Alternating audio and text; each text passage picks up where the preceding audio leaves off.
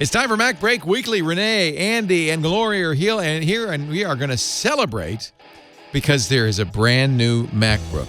Rene will explain who it's for and whether you should buy it. My finger is hovering over the buy button. The beautiful grand opening at Apple Park, and the story of Apple and Tesla. Looks like they almost bought them. It's all coming up next on MacBreak Weekly.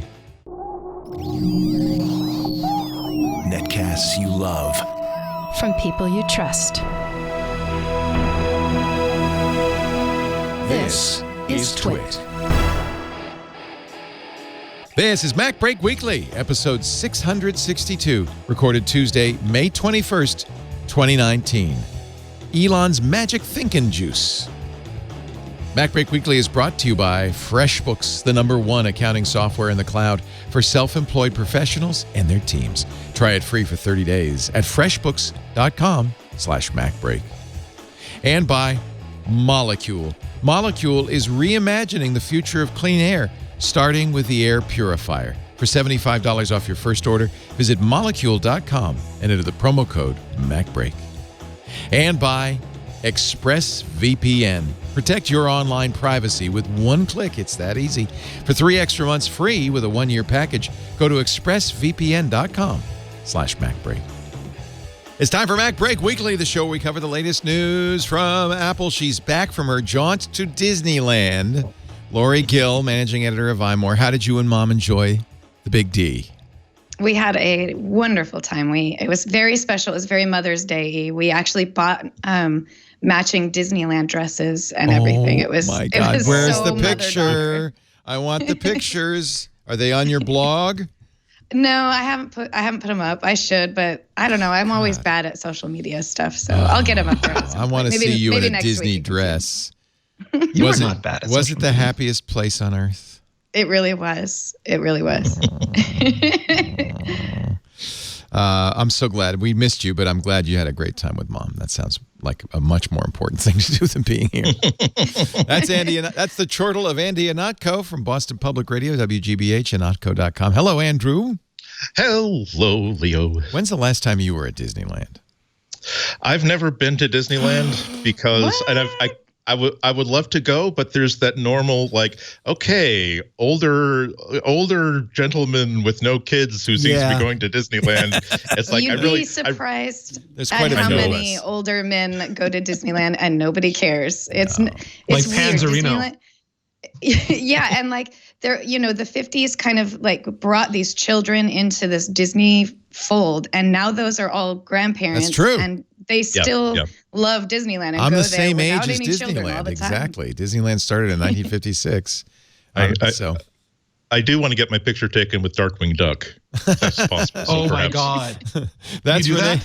That's Rene Ritchie, who is stunned by the option of a Darkwing Duck picture. He's from iMore.com and the Vector podcast.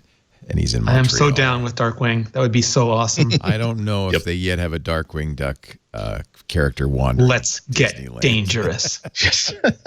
I've just realized just this week or last week that I have been a fool because the new DuckTales cartoon is really, really good, supposedly, and I should now be watching it. So, like, okay. Lory, did you get to the Star Wars Galaxy's Edge? It does not open until May 31st. So the best I was able to do was, as I was riding the train that goes around the entire park, I stuck my head up as tall as I could to see over the bushes and saw the spires of things, like those rocks that you Mos see. Eisley. It was just the top of things. That was it. We are going to be... I've seen the spires of Mos Eisley. I'm taking 4 teenage boys. Lisa and I are taking 4 teenage boys to Santa Monica, to the stay in Santa Monica, Venice area at the end of June. We checked. It's booked through the rest of the year. You can't even... It's like, And apparently, like, you're supposed to go in there for 4 hours, and if you overstay, the stormtroopers come up to you and try to encourage you to... Actually, it does say beginning June 24th. You get a 4-hour window. No reservations are required. So maybe... That is are such you a going cool after Disney June touch. 23rd? Yes. Yeah, I think we are. So let's see. You should be able to just walk in. And even though there's no official information that this is true, my assumption is that after June 24th, they're actually going to open that other ride that still hasn't opened yet. Okay. This is just a guess. I have no hidden secrets on that one. That's just based on the time frame that they've got there. They originally said that the Star Wars Galaxy's Edge was going to open in mid-June, and then they opened it early as a soft opening. So my thought is that they probably have an official launch date for that other ride, and that will be open after June 24th or June 23rd. Although, Lory, I really do want to point out that Leo didn't ask you if the attraction is open. He asked if you had actually visited it. if you do a search on YouTube, there are people for whom the opening dates of Disney attractions are merely a guideline. There's always again, I was joking about Panzerino, but if you looked at him, was it 2 weeks ago? He went to Florida to interview Tim Cook and then get an advanced preview of the Star Wars ride. And I want to get his job, whatever that job is. That does not seem possible. Wow. And he's wearing the latest Nikes. He's got like Lego sets that nobody's ever released, and Pappy Van Winkle in his backpack. It's just I need to live that life. Obviously, being a TechCrunch reporter is more valuable than I ever knew. Look at the Cantina bar. Look at that. Yeah. I know. It looks so great. He can keep the Legos. He can keep Tim Cook. All I want is the preview of Disney. Being there without. All I want is, and this should be an actual premium package that for like $100,000, or maybe even let's put the metric at 1/2 the cost of like a commercial tourist space flight on Virgin Galactic or whatever. They will give you a 20-minute window in which you are the only civilian at the park. Because what I want to do is I want to visit the Millennium Falcon, but I want to be able to like close my eyes and open them and start pretending that no, I'm not at Disneyland. I'm actually here to steal it back because it's been stolen from my friend Han Solo, who's been captured, and I'm the only one who understands the mechanics of it. Here's an interesting tweet from Cable, who is at Panic Software. Yeah. He's pointing out that, and this is true of these new VR rides, because they can model this in 3D on a computer, they know exactly where your line of sight is. So they don't have to put rocks and things anywhere but where people can see them. So as a result, when you see it from the air, it looks very weird and incomplete, but that's only because, of the effect, the framing effect of the ride itself. They only have to put rocks here and there. The VR rides have gotten better and better. I did the, and I'm going to do it again, I hope this year, the Harry Potter ride at Universal Studio. And that is a combination of a physical ride. A lot of them do this now. The first one, The Simpsons, was just you in a box that went like this, and then they had a movie. It was nauseatingly realistic anyway, but they said if you ever feel nauseous, look outside to your right. You'll see your backpack just sitting there, and it's like, oh, there's my purse. It's normal. I'm just in a thing going like this. But nowadays, and it started with that Transformers ride, they do both. So you put on glasses. In the case of the Harry Potter ride, you're putting on 3D glasses. You're in something that's very similar to this chair I'm in. You're in, or if you ever did the haunted house ride at Disneyland or Disney World, you're kind of in this conveyor belt in a chair. The chair is able to move in almost 360 degrees, so you can really be thrown around. But you're flying, and because the visual effects and the practicals, there's lots of practicals, actual effects plus movie effects plus the chair moving combined to give you a very realistic sense of flying on a broomstick, and I really loved it. I did it 2 or 3 times. It was so much fun. That's what I love about these modern theme park attractions, that when you look at it, you are almost looking at a 200-year-old history of stage effects, where yes, you're in a 3D environment and there's motion control and whatnot, but there's still Pepper's Ghost illusions. There's still the old trick of we're gonna make what looks like a plaster bust, but the face is actually concave instead of convex, so that the head seems to turn. It's just brilliant stuff. I can't get enough of. Every time there's an article about how these things work, it's just I'm done for the next hour. Here's Pandora from above, and again, it looks very realistic in the parts that are real. It's really, I think it's, I can't wait. I'm looking forward. Well, so now I'm glad to know I can wander in, perhaps, but I won't be the only one.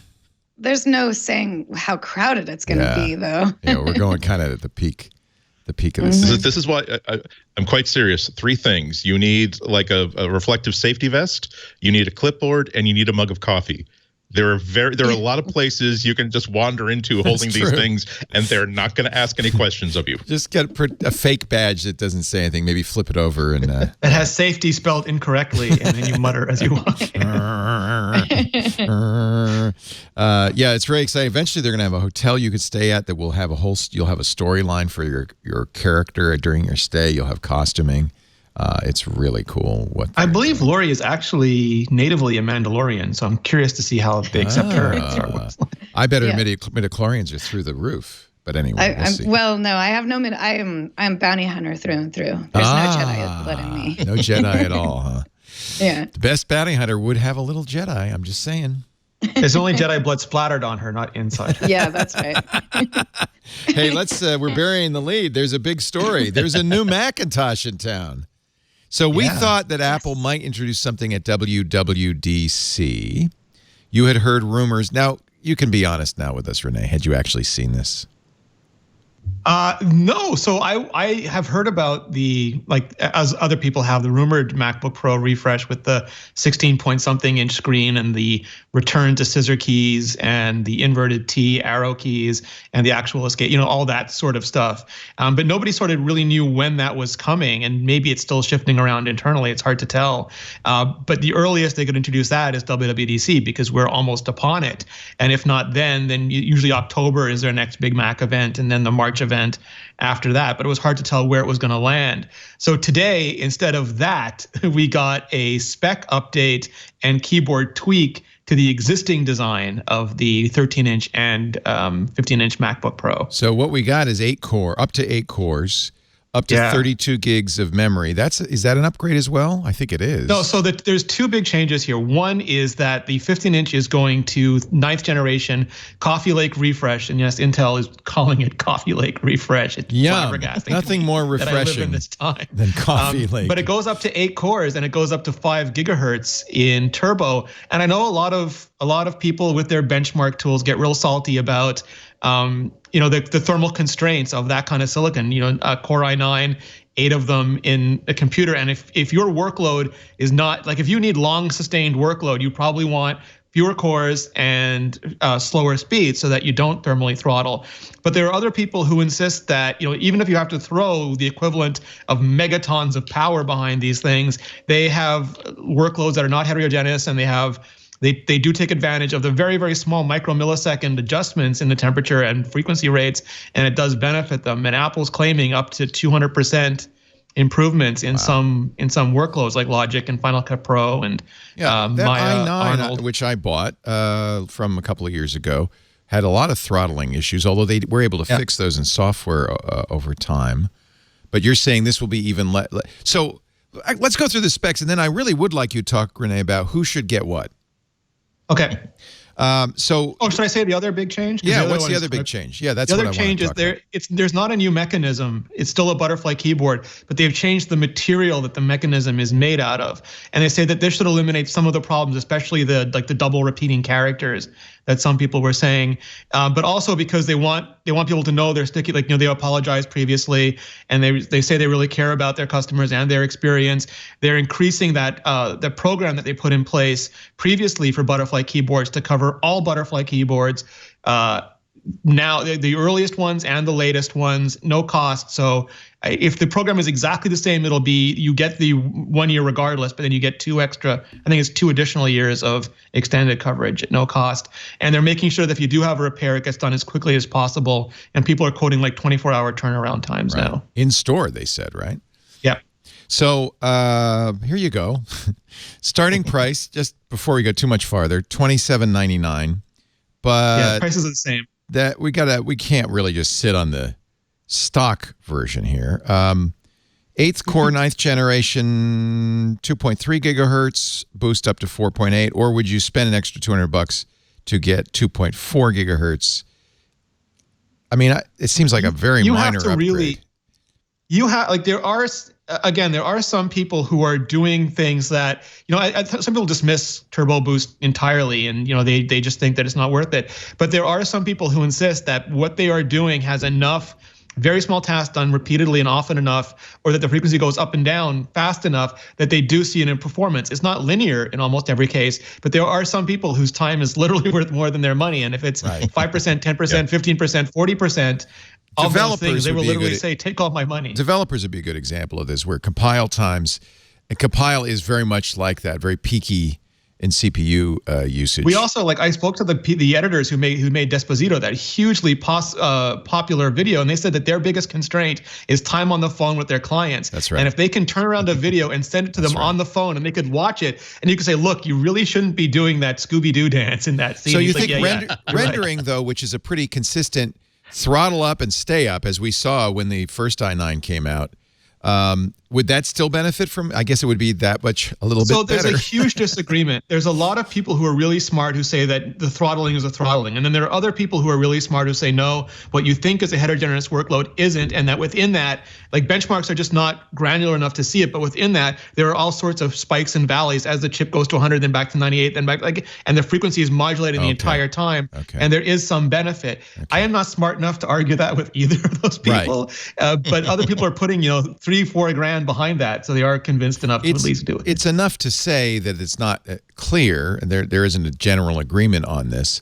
It is only $200, and at least that would mitigate the difference in fixing zombie load. So maybe that extra 5%. Apple's not turning that on though, and so people are worried about that, but Apple's not turning it on. These aren't servers. Now I'll tell you one thing I always will do, which is opt for 32 gigs over 16 gigs of memory. Right? Yeah, that's a and the only difference here is that because Intel still hasn't shipped the low power version of that memory, is that they're using the more using the more power hungry. Yeah. And I should point out the 13-inch isn't getting 9th generation. I asked why, they wouldn't say, but it's my understanding is that Intel simply hasn't shipped it yet. So this is 15-inch only if you're going to get this. 15-inch is the only one that's getting. Yeah. So it's getting me. Now let's talk about the choices of graphics cards, because there are 3, which is interesting. The base model has a Radeon Pro 560X, but you get a Vega 16 or even a Vega 20. Yeah. Big difference? Who needs a Vega 20? Or if you don't know if you need it, you don't need it. But if you know if you need it, you should get it. Yeah, there are people who use it for intense scientific calculation and for offloading a lot of GPU-bound activities that benefit from them. And if you have an eGPU, it might be more sensible, instead of spending $350 to put a 20 in the case, just to get an eGPU for maybe $600. And if you travel a lot, you probably want the best possible in the case, because you won't be able to upgrade it later. But if you use it at home, then the eGPU is fantastic. Yeah. And you think I think the 560X is pretty credible. It's not a bad choice. It's what they had before they put out the Vegas last November. Right. I guess that's a good point. So this is actually a choice you could have made earlier. Could you get the Vega 20 before, though? I don't think so. I believe so. The graphics haven't changed. Okay, same graphics. All right, your choice. Storage is always a difficult one, especially because Apple does not give you much of. They really charge a premium for SSD storage, more than the market really justifies now, because SSDs are getting less and less expensive. But don't forget these laptops. Everything's soldered in. There's no option to go in there and say, "Oh, I'm going to replace." As I did, by the way, with my ThinkPad. It had 2 M.2 drives, and after a while, I said, I'm going to replace that 256 gig with a terabyte. It was less than $200. You don't have that option here. If you're Kyle Wyans, you can do it, but most of us should stay away. If you're good at desoldering surface-mounted no. So I think a terabyte is a good amount. Remember, you've got a Thunderbolt 3, you've got external storage options. I went with 2 terabytes, and the reason I did it is that I was doing so much editing at events that I would have to use external drives and on planes, and you're always sort of my anxiety level with the external drives. It's about anxiety. So it is about anxiety. But now that I'm at 2 terabytes, I have not touched an external drive except for backup. Yeah, in half a year, and I can't tell you the difference it makes. 4 is obscene. 2 is just really offensive. 2 is a lot more expensive. It's $1,000 more. So I'll put 2 in. We'll put 32 gigs. Which graphics card did you put in yours? Mr. Video Editor? I've got mine before the Vega Pro came out, so I have the one you already have highlighted. Yeah, but would you get a Vega 20 if you could today? The results are better. I mean, people who have them, and also apparently the thermal throttling is better with the Vega models as well, because the GPU is offloading more of the work. So. Oh, that's a good point. So the processor will be faster as well. Well, there's not much more we can do. You already own, I'm sure, Final Cut and Logic, so let's not waste any money on that. Let's get the final total, Johnny. Ding, ding, ding, ding, ding. Ching! $4,549 when we customize it like that. At that point, I'm going to put in the faster processor. I was going to say, you may as well round it up to an even $5,000. What else can I do to get it to $5,000?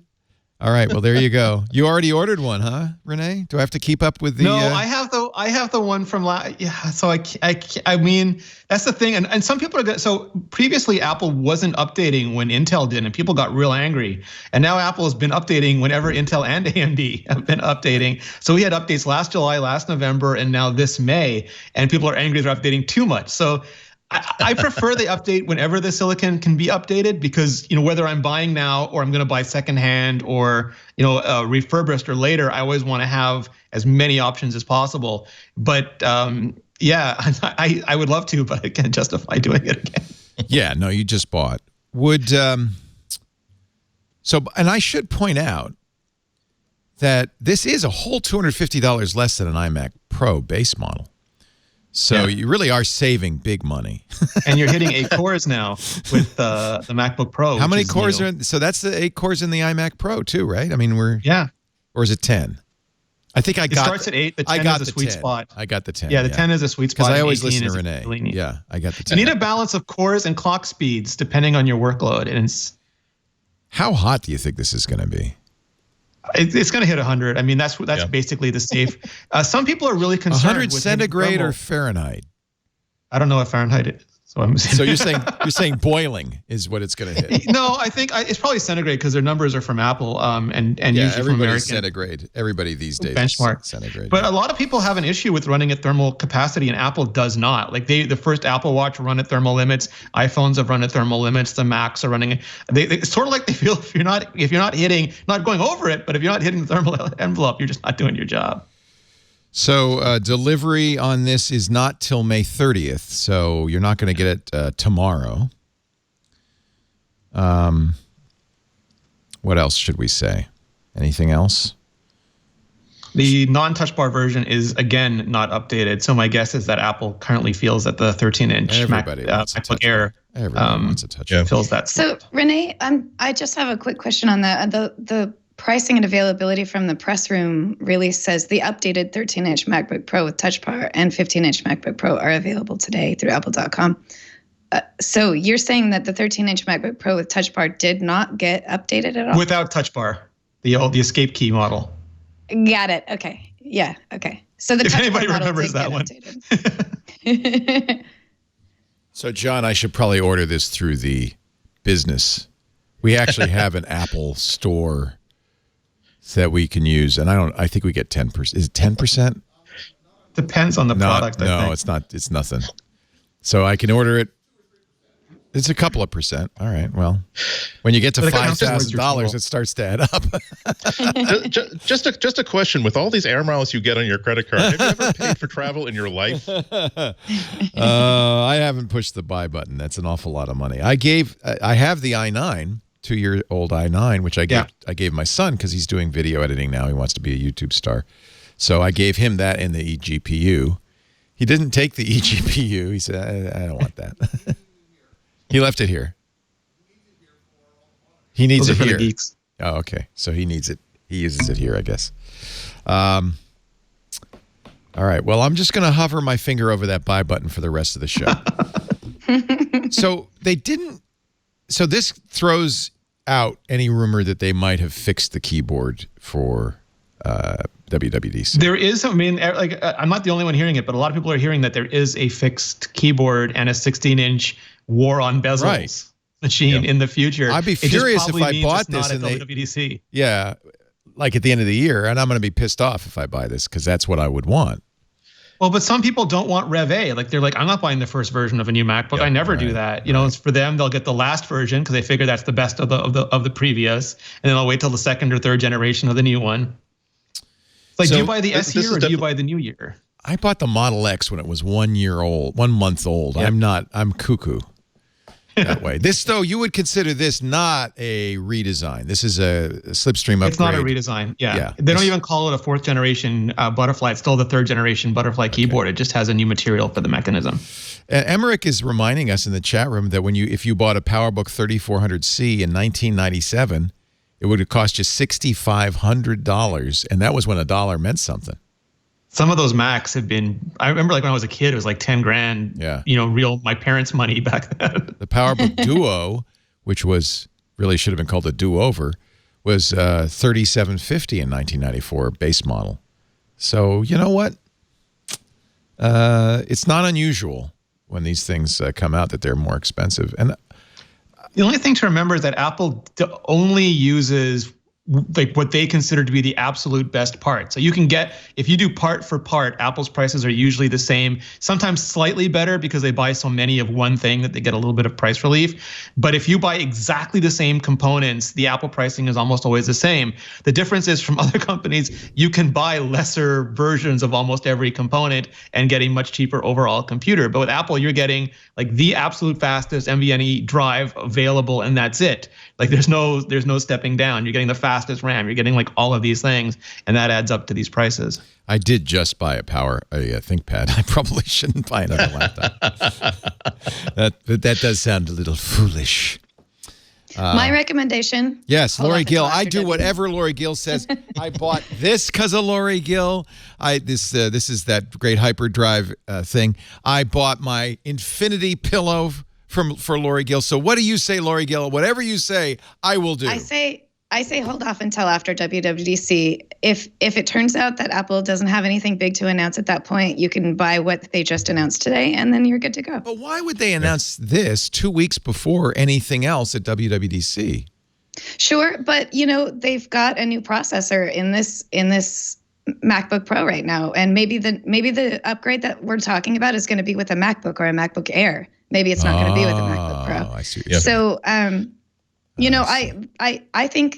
I definitely think that because of Apple's history, and I know that they change things around a lot, but if we're going to see something at WWDC, we're going to see something at WWDC. I gotta listen to Lory. I say wait until after that. It's only 2 weeks away. You can hold off. All right, Rene, what do you say? I got the devil on my right shoulder, the angel on my left.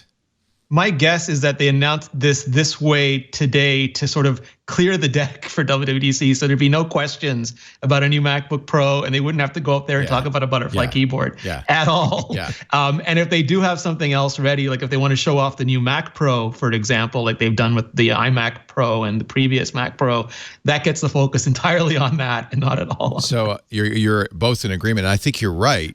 That makes a lot of sense. If it's time to say something about the Mac Pro, which certainly won't be available today, but if they say something about the Mac Pro, they don't want to have to mention anything else.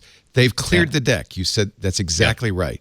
It means we won't see a new MacBook Pro come June 3rd, but we might see something else. That makes sense. Agreed, Andy?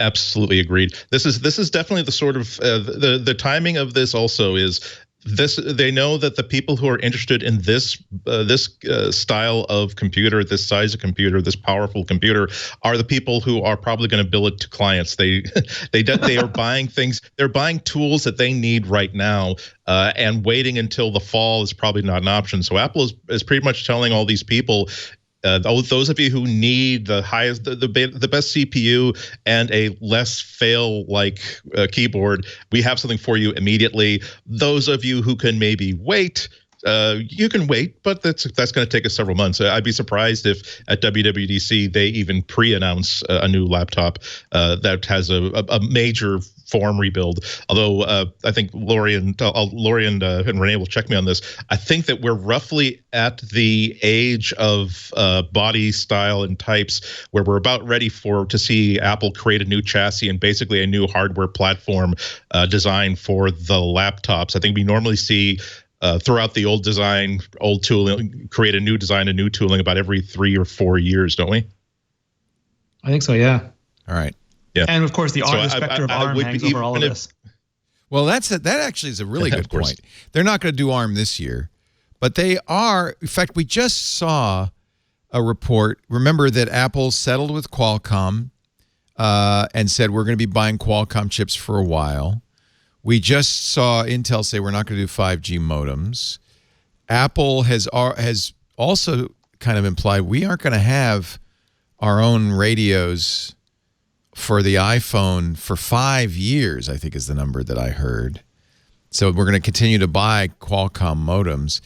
That, to me, now I know that's not really connected with the idea of a ARM-based CPU for macOS, but to me it's related. It shows you the time frames for these developments. And so I have a feeling what do you think, Rene, 3 years off from an ARM, 2 years? You think it'll be next year? So, like, the thing that we're always reminded of is silicon is hard. Like, it's a completely separate topic, but we just saw Google lost the 2 silicon engineers they stole from Apple and their other silicon engineer, and it sounds like that whole division has melted down. The Pixel core is gone, and they're going to be very good friends with Qualcomm CPUs for the foreseeable future because it is so hard, so unforgiving, and so expensive to make your own silicon that very few companies are crazy enough to do it. But Apple is literally the company that says we'd rather have that block on the left. And everyone else would say, but why? I go, because we'd really rather have it on the left, and we have $200 billion in the bank. Yep. So my guess is that, Apple, again, like, there's no 9th generation Intel chip in the 13-inch because Intel wasn't ready. And it's far from the first time that Apple's had delays because of those chips. And that probably is aggravating them to no end. So I wouldn't be surprised if we keep seeing little things in WWDC this year. Like, I'd be surprised if we got a 12-inch MacBook running ARM like at WWDC, but I wouldn't be surprised if we got it over the course of the next couple of years and we keep seeing those little hints piling up that we're getting it sooner and sooner. Interesting. Yeah, I absolutely agree. Also, Apple's I think the way that I think Apple definitely wants to run their own silicon on Mac OS for at least the low end consumer grade stuff. But I think they really want to make it part of a very deliberate and very strategic next step for Mac OS. So it's not just that they're going to be doing. I think they could have practically shipped an A10 processor backed Mac a couple of years ago, but I think that what they really want to do is create the sort of equity in the App Store with the transition with the Marzipan and the ability to sort of blur the lines of software development between iOS and Mac OS. That sort of stuff will allow Apple to optimize the holy hell out of Mac OS apps where applicable. So it's not just that. It's not going to be like, for instance, the first MacBook Air, where they built the hardware they were able to build without the software support, and as a result, they created a machine that would would fan up and slow down so much that it was almost like doing work on a 1988 spreadsheet. It was so slow. They're going to, when they release these new ARM MacBooks, it's going to be, the version of Photoshop that you're using on your desktop. Of course, it runs more slowly because it's not a $5,000 laptop, but it works appreciably well. iMovie, you'll be able to edit in 4K just like you can edit in edit 4K on an iPad, because the hardware and the software and the OS have been all optimized that way. So I think it's inevitable, and I think it's going to be something quite amazing when they do release it. And I would guess within 2 years, because I do think they want to have at least a year and a half worth of Marzipan experience for developers before they pull the trigger. But that's just a guess. That sounds about right. Yeah. It's in other words, it's not imminent. It's not. I feel as though it's inevitable but not imminent. Inevitable but not imminent. But it's that thing, right? Like when Steve Jobs took the stage and said, it's been living a double life and it's running right now. That's the thing about Apple, is they can always surprise you. Well, almost certainly there is an ARM-based Mac inside Apple. And there has been for a long time. Yeah. But I think you're right, Andy. They're waiting until they can deliver a reasonable user experience. We kind of know this already from Windows. Microsoft has been offering Windows on ARM for some time. And the early versions, even Microsoft's own versions, are woefully slow, and as a result, not very desirable. You get what you get is long battery life, like all-day battery life, and you also get built-in things like LTE. What you don't get is performance in any reasonable fashion. That's why, even though I often will at least mention how it is to be using a Chromebook versus a MacBook, using a Windows notebook versus a MacBook. You can't do that kind of direct one-to-one comparison between.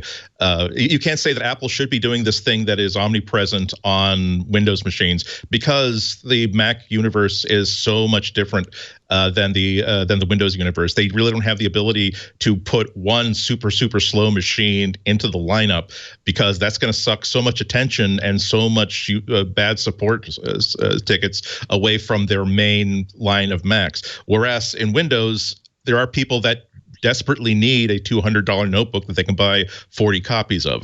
But that's not something that Apple has a need to do or an interest in doing. So we shouldn't really complain that certain things in the Windows world is not going to happen on the Mac end. It's easy to hope that Apple takes inspiration and takes notice of how popular certain features might be, but that doesn't necessarily mean that it's appropriate for Apple to do that, at least at a certain point in time. All right, so the new MacBook is here. It's pretty good looking. It's very expensive. If you have a need for speed, it seems like a good choice. Don't worry about something newer and better coming out in 2 weeks. On the other hand, it does bode well, I think, for other announcements on June 3rd at WWDC. And I think it's good. I think Apple is really making concerted effort to show, like, not just tell, but to show that they're going to be updating Pro stuff at not just a normal, but at a well-considered clip from now on, because that they went years with slow updates. That was no good for anybody. Right. All right, let's take a little tiny time out. There's still lots more to talk about. Andy Ihnatko, Rene, Ritchie, Lory Gill. MacBreak Weekly is on the air, brought to you today by FreshBooks, the #1 accounting software that makes your billing easy and painless. And I know that because I used it for years, and boy, did it save my cookies. I hate making invoices. I hate it with a passion, because I didn't get into podcasting and broadcasting because I loved sending out bills. I bet you if you're a business owner, you didn't get into business to send out bills either, but you got to do it to get paid. FreshBooks makes it easy. And what's really cool about FreshBooks, it starts with invoices. FreshBooks lets you create and send invoices, accept credit card payments within the invoice, which means it's easy for clients to pay. In fact, on average, FreshBooks users get paid twice as fast. But it does a lot more, and ultimately it is accounting software. I hate to use the A word because that scares people. But no, this thing makes it all painless. You can log every expense. In fact, there's a FreshBooks app for iOS and Android that means you can snap a picture of a receipt, log it, get it into the invoice if you bill for time and hours and expenses. And by the way, speaking of hours, you can time yourself with the app or the website. You can even have different rates for different projects from the same company. You'll stay on budget for every project because you'll know exactly what you've spent at every point. And let's see, if you've got your invoices, that's accounts receivable. You know when the invoices get paid, that's income. You know what your expenses are, because you're tracking that. In fact, you can even automatically have FreshBooks log into your bank and get expenses every day. I think if you have all that, you have your balance sheet. You know if you made money.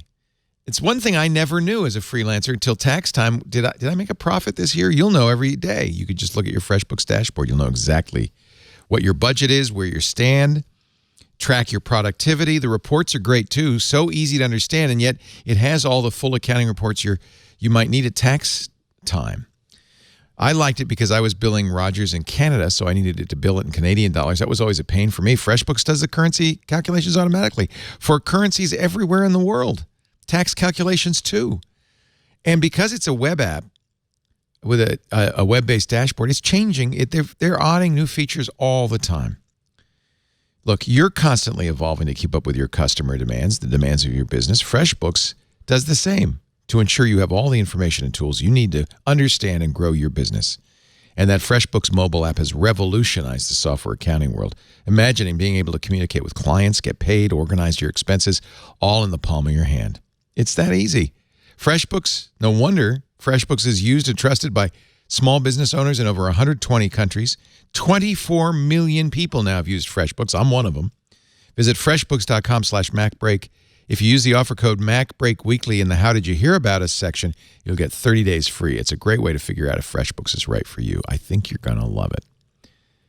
I know you're going to love it. FreshBooks.com/MacBreak. Don't forget to tell them you heard it here. Put MacBreak Weekly in the How Did You Hear About Us section to get 30 days free. We thank you for supporting us by doing that. We thank FreshBooks for keeping MacBreak Weekly on the air. I love Asimco. I love yes. Yes. Who is this? Horace Dedieu? Horace Dedieu. Horace Dedieu. He has a podcast. No, he's Finnish or Swedish. I forget where he's from. He's from Scandinavia. So so I've always pronounced used to work at Nokia. French style. Yeah. And the guy really knows what he's talking about. Great post a couple of days ago called The Pivot. And the pivot, of course, is Apple's pivot from selling hardware to selling services. We've talked about this kind of ad infinitum, but he really breaks it down. He says no business is a good business if it's static. So while the iPhone has been a great business, the iPhone story is not static. The pivots or changes in direction are several. The App Store was the first. Accessories, that became, I remember when Macworld Expo became the iPhone Accessories Expo, right? The whole thing. Yes. Distribution through multiple channels. They started with AT&T, but they slowly expanded, not just in the U.S., but all over the world. Integration with other Apple products, most notably the Apple Watch. The marketing of older products alongside new ones at reduced prices. An expanded product portfolio with a broader range of prices, trade-in and financing options. That was a big boost to iPhone sales when you could bring your old iPhone to the Apple Store and get a discount on the new iPhone. And those financing options made it basically interest-free. You just pay over time. And a lot of people, I think, have taken it knowing that I'm always going to want the new iPhone. Well, that's fine. You pay a monthly fee. In fact, it worked so well it was copied by most of the carriers.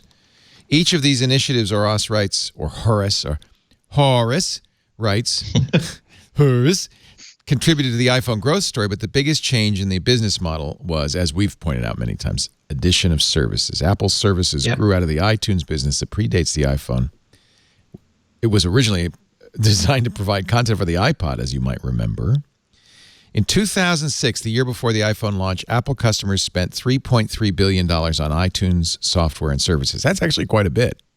Yeah. But by last year, $80.5 billion. It's possible this year's spending rate will reach $100 billion. In other words, a 30 times greater than back in 2006. The businesses that Apple gets yelled at for being the worst part of Apple's business are still bigger than almost all other business. Yeah. Some would argue that was also 80 billion per year, and I don't know if that was intentionally unclear about the 3.3 billion on iTunes in 2006. That could have been 3.3 billion to date, right? Whereas the 80 billion is per year, and possibly up to 100 billion per year. So yeah, like those numbers are huge and unbelievable. I mean, just phenomenal. One of my favorite things about Apple as a company, just speaking with someone who used to work in marketing and have to deal with a ton of different companies, is that I'll go so far as to say they've never mistaken their product for their business. Apple was never the Mac company, never the iPod company, never the iPhone company. They've always been, we provide this product, and like this shiny product to consumers company. And you look at a lot of other companies, they have one hit product, and yes, you can maximize profit by riding that thing into the ground and preventing anything else internally from ever trying to hurt it. But that thing will eventually be driven into the ground, and then you'll have nothing left. And Apple's always, you have the iPod, and then the iPhone is coming, and it'll hurt the iPod, but it'll get even bigger. And we have the Mac, but the iPad, but the iPod's not doing, but the Mac is doing well. And they've been very good at balancing sort of just ongoing product cycles and never getting too attached to any of them. Horace's point, which I think is really insightful, is Apple is not a product company. Apple, since its inception, he writes, has always been oriented around its customers, not its product. The questions asked by management are, what can the company do to deliver experiences and satisfaction to our customers, rather than what most companies wonder, what products can the company build? And I think that explains these multiple pivots, because it isn't really a pivot. It's just saying, what else can we do for our customers, not what other products can we offer. You hear Tim Cook will often say we're a differentiated experience company. Like they're not like they want to go to a market and find something that they can do that nobody else is doing in a way that makes their customers happy. And that's sort of how they determine all these things. And it's especially interesting because the prices have gone up, but their hardware margins have gone down and down and down. If you look at them over the years, they maxed out, shortly after Tim Cook took over. I should point out, by the way, but the software goes up and up. I should point out that has been, as true as that is for Apple, much more true in other PC businesses, that margins are now razor thin. Apple, even despite decreasing margins, still has very, very strong margins. But the services margins, Leo, those tasty services margins cost you nothing, right? I don't know. What is the margin? 80%? Call it zero incremental cost or something? Yeah, exactly. So long as there's electrons and copper, Apple still makes money. The way this is kind of laid out, the way this is laid out to me, it reminds me sort of music and bands. And I kind of liken it to, like the Rolling Stones over their entire lifespan of music have always mostly been exactly the same, but kind of asked themselves musically how they were going to sort of stay relevant. They still play Brown Sugar at every show. I'm just saying. Right. No, and that's what I'm saying, though, is that they're trying to stay relevant without changing too much. But look at somebody like Madonna or Lady Gaga, who is constantly reinventing herself. I was actually thinking of, so my analogy here is that, a band like Rolling Stones, who has managed to be one of the most popular bands in the world for their entire existence, versus a band like Metallica, who completely changed what they sound like, and they failed. And I know that they're still very popular, but it was quite a collapse. Yeah. Yeah. So it's like Apple is being the Rolling Stones, or in your analogy, the Madonna of changing while staying relevant all at the same time, and not changing yourself so much that you don't keep the core that you have, your user experience in this case for Apple being the most important thing, instead of like other companies they are changing their products based on technology instead of keeping their products in line with what consumer experience is. Right. And as bad as it's been for Metallica, I have to point out they're still doing better than Men Without Hats. Yeah, I know. Well, see, that's the problem of a non-forward-looking business plan, because they don't wear hats. That's their brand. People can see how gray and bald they are, and that doesn't make people relive their youth. But yeah, it's Apple. One of Apple's greatest assets really has been its culture, which is, I think, and Apple realizes that, and that's why so much. Once you get above a certain level in the company, they really want to make sure they really send you to Apple University, in which you learn about the Apple culture. This is how they can have plans that change according to the market, but still make sense for what Apple wants to do. So they are. My perspective has always been that Apple's a design company that expresses its love for design chiefly through hardware, which makes the pivot to services a little bit different, because there's something about a tactile object that you can do that you can't. It's a sort of primitive cavewoman sort of joy when you're holding a beautifully sculpted object where the buttons are in the right place and things light up in the right way, that you can't get by creating a new way of recommending music and apps to people. So that's kind of a shift, but it does mean that they can bring that philosophy at least to a market where let's face it, they have a lot of challenges, because when Apple showed off the iPod, they were showing off something that people really hadn't seen before. Ditto for the iPhone, ditto for the iPad, ditto for the first Macintosh. Whereas now it's like, hi, you know how you've been using Spotify for several years now? Well, now we have one of those. And know how you've been using Amazon Music and Hulu for a while? Well, now we have one of those. So there's a bigger challenge to them to make sure that even in an area where they can't really revolutionize, they can still create that environment where human beings are still going to be very, very pleased to use their services. Rene, I wanted to make sure that I pointed this out. Rene made a brilliant comment, I think it was a few days ago, about maybe how, I don't want to put words in Rene's mouth, and Rene will definitely correct me if I'm wrong, but that Apple might have missed a really big opportunity by getting out of the home networking hardware business, because if one company has the ability to, networking is still it's still a ball of hurt. Now it's like a ping pong ball instead of a bowling ball, but it's still a ball of hurt.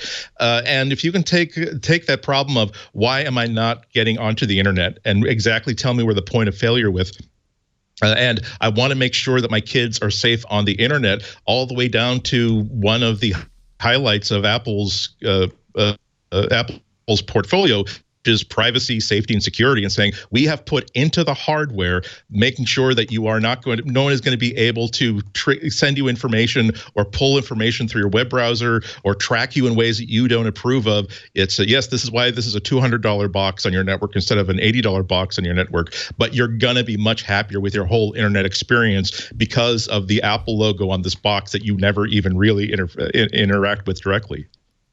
I would add one, being Mr. Negative, I would add one little bit, which is I completely agree with Apple has succeeded because they say, what can we do to make our customers happy, not what products can we build.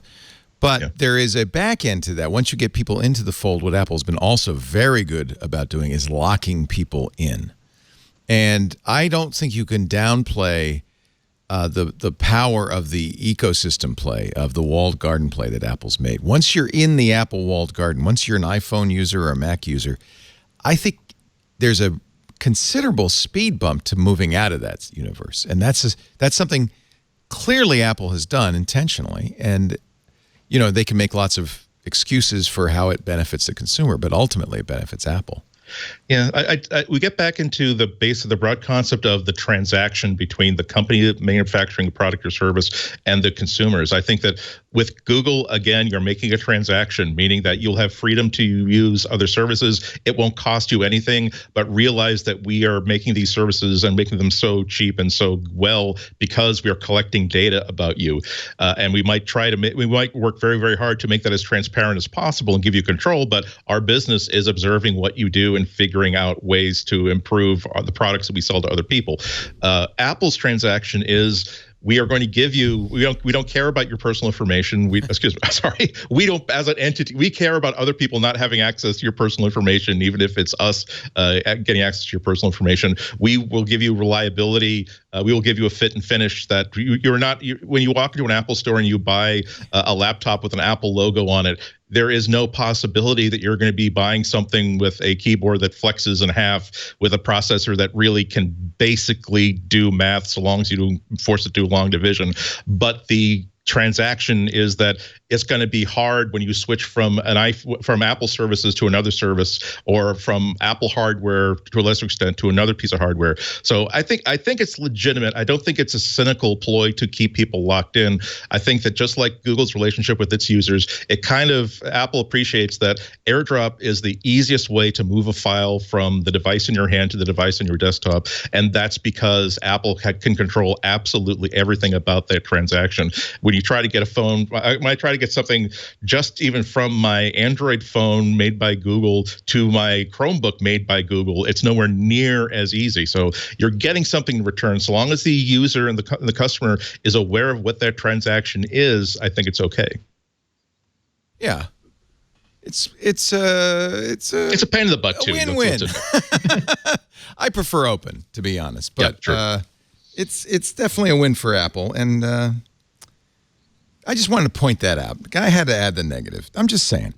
We're balanced. We're well balanced. We're balanced.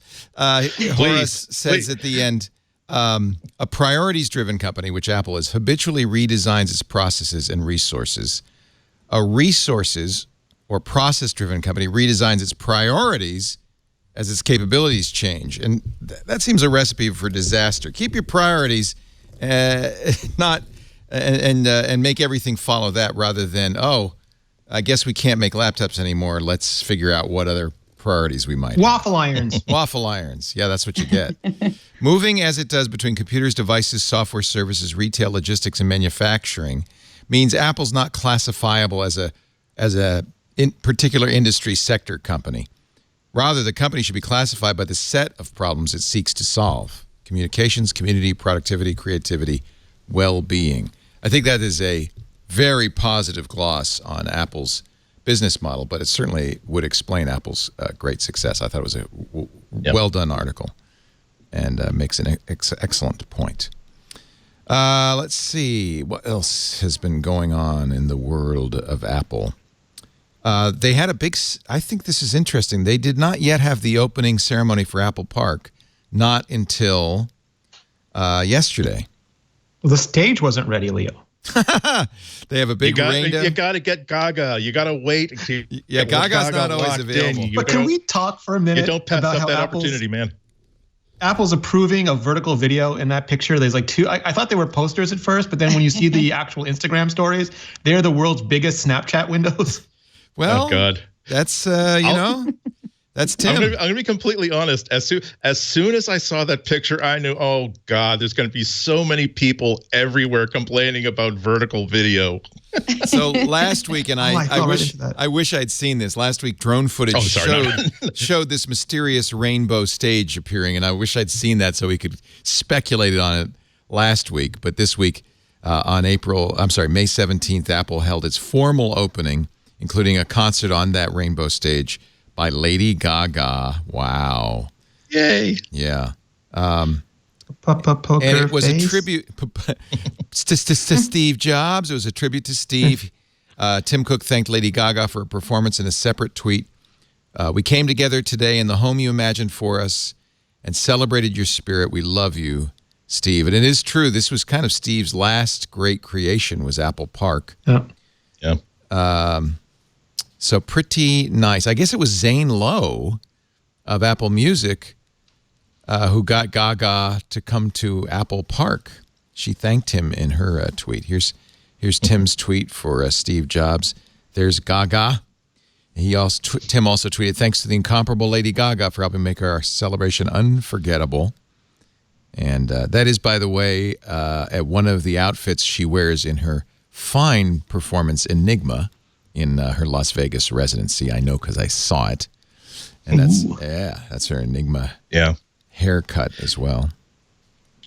It's Apple really, that is part of its corporate culture. They really have kind of a fanboy relationship to people in the arts, and that goes all the way back to the people that Steve Jobs and the rest of the Macintosh team chose to give the first Macintoshes to. Like there's this list, name someone who's really, really important from 1983, 1984 and earlier, and they have one of the original Macs out there. And I was on another forum someplace talking about this with other people, and I just had to list all of the amazing live musical acts that I got to see just because I attend Apple keynotes and Apple press functions, and just the ability to see Foo Fighters doing a 4 or 5 number set in a venue that holds maybe 750 people. Yeah. Oh my God! Seeing U2 in a room of 150 people, none of whom are standing up with their phones or yelling "woo" right over the quiet parts of anything. It's a real touchstone. This is actually looks like a big part of Lady Gaga's Enigma show. It looks very similar to the Enigma show. She does fly in on a wire in that show, and I doubt she did that in Apple Park. But this is wind alone would prevent. This is not a 5-song set. This is This is a big show, an hour-and-a-half show, I think. So very nice, very nice. And isn't that a beautiful stage? Thank you, Apple, for putting that on YouTube. 54 minutes. All 54 minutes, if you want to watch it, shot by somebody in the audience in vertical video. I don't know how long before this gets pulled down. You might want to run and get it if you're a Gaga fan. Just a warning to the producers, because I have bad internet at home. My bandwidth might go down for an unexplained reason. In a minute. And by the way, in her set, she did a moment of silence for Steve Jobs, which is pretty cool. I think that's class, very nice. Very nice. So congratulations. There was a rainbow staircase put in at Apple Park. I think that's kind of cool. He paused his redesign of the pearly gates to look down and smile. I bet he was pretty darn happy, Yeah. That is what a tribute to Steve Jobs. Yeah. His final great product. I think very nice job. And again, that is a really beautiful structure to do a live performance from. I'm sure that it's designed so it could be broken down and put back up. But I think that when in all the drone videos we've seen of Apple Park, it's a beautiful, simple ring and with greenery inside it. But when you put that pop of color right in there, it really does start to look like a park and the meeting place and hangout place where people can use the devices they're not allowed to use off campus, like real people will. It's a beautiful, beautiful structure. It shows you that the design team at Apple, they're not one-trick ponies. They can, when they want to make a stage, it's like, you know what? Let's not make it out of undifferentiated aluminum. Let's make a big rainbow, and we're not even going to reinterpret the original Apple colors. We're not going to say, oh, this is sort of a buff orange and sort of a tangerine green. Like, no, the Apple was founded on those colors, just as bright as that, and that's a celebration of everything that Apple is. It's really gorgeous. Had Steve been there, it might have taken him a little longer to get those colors just right. Now, here comes Mr. Darkside once again. The composer of Please, Mr. Darkside is my father. Call me Lyle.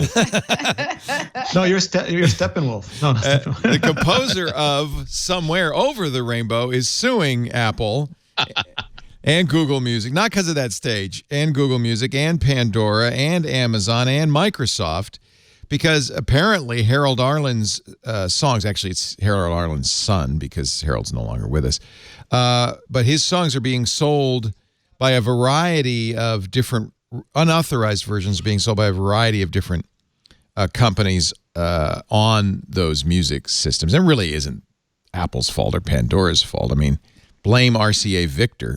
I mean, blame the company. Don't tell the EU that, Leo. We have no idea how they're going to react to this. Yeah. Arlen's attorney said it's hard to imagine that a person walking into Tower Records, we better tell him they're gone, off the street with an armful of CDs and vinyl records claiming to be the record label for Sinatra, Louis Armstrong, and Ella Fitzgerald could have succeeded in having that store sell their copies directly next to the same albums released by the real labels, but at a lower price. That's actually not a good analogy because pirated music is often sold in record stores, and I visit record stores regularly, like weekly, so I do have some experience with it. So that's a bad analogy because pirated music is actually available in record stores very often. But my question still, here, though, is go ahead. I'm sorry. Go ahead. How are these determined as being pirated songs versus licensed songs by other companies? Because you can license music from RCA and Columbia, for example, and put out your own version of an album or a compilation or something like that. And I'm not exactly sure. There's just not enough information in this article for me to understand how I don't know either. Suer is making this claim that it's actually pirated music and not licensed music. Yeah, they're saying unauthorized, and you're right. And I don't know. It doesn't. Pirated is probably not the right term. Unlicensed, probably, I'm going to guess, is you have to pay a license fee to the publisher, whoever owns the publishing rights of a song, to re-record it. They say one online retailer selling a song from the Jamaica Cast album. The record label is Soundtrack Classics. It's 99 cents alongside the licensed copy of the song from RCA Victor for $1.29. The cover art of it's pirated. The cover art of the Soundtrack Classics version has been doctored to remove RCA Victor's logo, so it is in fact a copy of the Cast album with the trademark stuff removed. So that sounds like definitely sounds like piracy. Yeah, and that Apple might be a reasonable lawsuit to say, well, these companies, Apple, Amazon, Google, Microsoft, Pandora, need to pay better attention. They need to do better policing about the songs they put in their store. That makes sense. Absolutely. They're not eBay. They can't just say that we don't sell things to people. We are a marketplace where people come in, and we're not responsible for screening every single purchase. But no, this is like a actual functional, not dead version of Tower Records, in the sense that at some point somebody at Apple looks at every single product and decides whether it goes into the store or not, and that gives Apple a certain amount of responsibility. So yeah, I don't know how far it's going to go, but remember that part of what made the Supreme Court decision that the class action suit of those 4 iPhone owners about the Apple Store monopoly. One of the interesting things about it was that the the Supreme Court at least made the position that, look, you're not big tech companies, you're not going to be able to get away with defining your relationship with your customers in a way that relieves you of all the burdens that you would traditionally have if you were a more traditional company. If you are selling apps to consumers and you get sued for how you do that, you don't get to say that, oh, no, we are an app store service that we sell to developers, because the merits of that particular case aside, they pretty much said that selling, whether you sell it through the gears that turn the thing that you are selling to go to the users and the users' money go into your pockets is kind of irrelevant so long as that's the relationship you have with these people. So it could be an interesting look at how this is going to work. There's also a precedent already set for this. I think Napster is a great example of it. It was a site that was hosting pirated music and therefore was claiming no responsibility for the pirated music that was being provided. But then they were sued for it and successfully lost the case on that. And actually, Napster, that was the point. This is kind of the same thing. That was the point of Napster, which was that they did not host it. They provided links to the songs hosted on somebody else's computer. So that they said, well, that lets us off the hook. Apple is not in that. It didn't. And Apple's not in that case because they do host those pirated albums. So they're asking for not a huge amount of damages, and this is spread out over those 5 companies. It's the maximum statutory amount, but it's only $4.5 million. More importantly, I imagine, to the Arlen estate is that they stopped doing it. And I think that if there is widespread piracy, I wasn't even aware of this, widespread piracy on these music stores, they ought to knock it off. That isn't okay. Yeah, it's also really bad for the consumers. So particularly like if you're looking for if you're oftentimes I'm looking for like showbiz recordings and jazz recordings and like from like the 40s and the 50s, and a lot of times you say, oh great, well here's exactly the performer and exactly the song I'm looking for, and there are 18 hits of which one might be the legitimate one, and you get a digitally remastered beautiful recording, and then there are ones where it looked like it was recorded off the radio somewhere. I completely agree, and that happens to me all the time. Yeah. If you want Ella and Louie, you want the real thing from the record company. So I guess we can all do our part too. When you buy music on these digital music stores, try to get it from the original company, the recording company, because that's going to benefit the artist better than some pirated version. So I feel like my awareness has been raised. I think that's good, because you do know when you search for stuff on any of these stores, you get a ton of crap. The weird stuff, too, is you get an international versions. Like I was listening to some music that Georgia was playing it, and it was songs that I knew, but I was certain it was not the right people. And it turned out it was like the Italian cover of this almost brand new song. Oh, yeah. Nope. So many But she didn't covers. know. She just pressed the buy button and got it.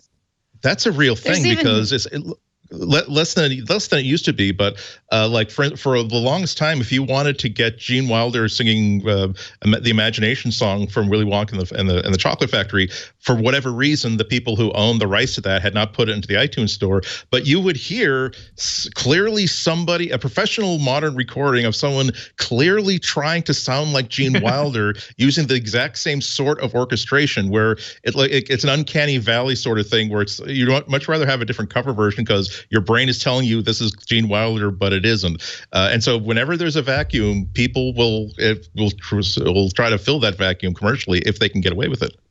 People are awful. So I know. I heard it on preaching to the choir, man. I heard that's why you and I, Andy, wander the streets alone. I don't know why we let this planet live, but you know what? We got big hearts. Is what we got. I heard it on CNBC. Craig Irwin, senior research analyst at Roth Capital Partners. Around 2013, Apple bid for Tesla through $240 a share, which kind of interestingly is more than the current Tesla shares are worth.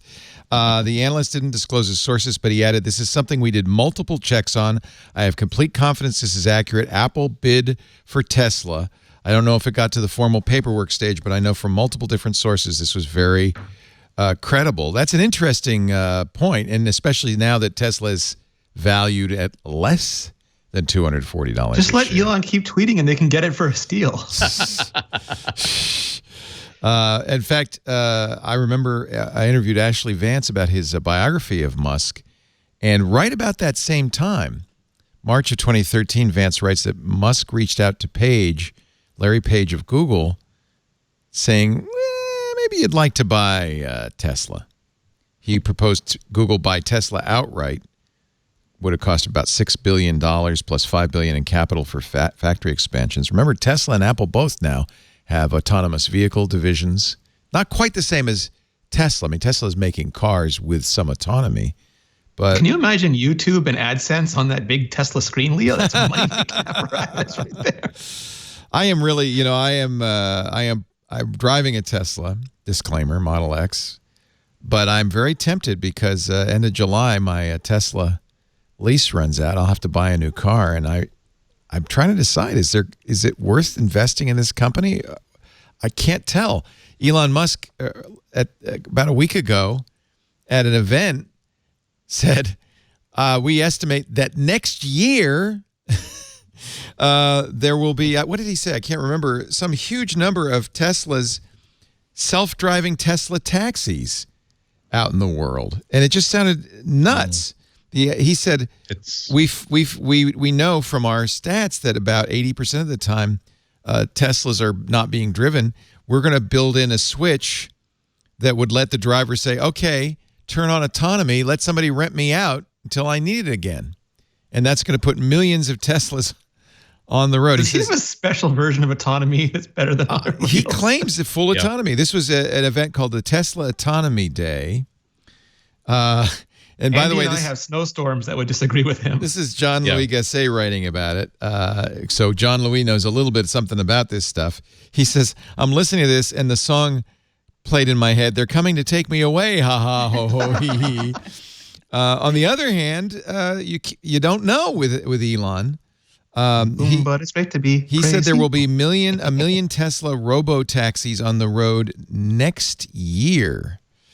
Next year, he tweeted, Musk did, Model 3 drive unit and body is designed like a commercial truck for a 1 million mile life. Current battery modules should last 300,000 to 500,000 miles. Basically, he's saying Tesla owners will make money. The average Tesla is currently parked for 22 hours a day. Starting next year, owners will be able to flip a switch inside the Tesla app, send out their car to pick up and drop off passengers autonomously, earning an estimated 65 cents per mile in fares. You could make as much as $30,000 from your car a year. So now I want to buy a Model 3. I believe. That's rubbish. I don't know.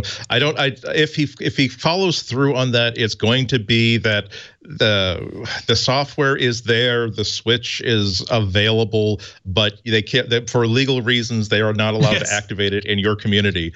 I'm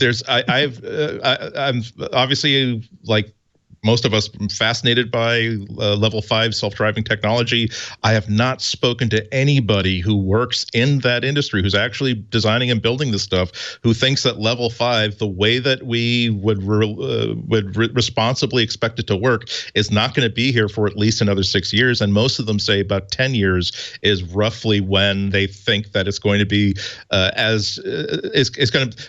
suppose the best analogy to make is there was a time when electricity wasn't homes, but it was killing lots and lots of people because it took a while for everybody to understand that you can't just have bare copper wiring inside of walls. You have to actually shield stuff, and that's basically where self-driving technology is right now. It'll demonstrate well, it'll work well, and you can actually have it up and running. But when it comes to I'm going to have I'm going to be counting on autonomously driven vehicles for my mode of transportation, and I'm not going to expect it to be any more dangerous than stepping into a regular car. That is so far off that you just have to wonder if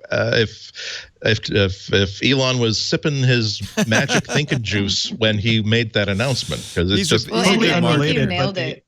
He's a good marketer. But I have to say, there is on my car and most Teslas something called Summon, which you could press a button and the car will back out of the garage and come and Axio Tesla. Yeah, it's like Axio Tesla. Pull up to your front door and be ready for you. Open the door and say, come on, let's go. I have never. No, are you kidding?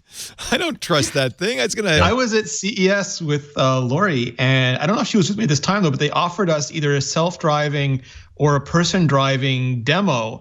And as much as I wanted the self-driving one, I chose the person-driving one, and the computer got everything wrong. Like the driver's like, I know you're going right there, but it's telling me to loop around the city again. And I'm like, and this is a person driving. If there had not been that, I'm sure there'd be a safety person, but that system just did not work. It does not sound promising. There's in Providence, there's a lot of there's now some self-driving buses and self-driving cars, and as it almost always happens, like it happened in Boston when there was a similar sort of thing going on, like, wow, what's it like to be in a car and no one's driving?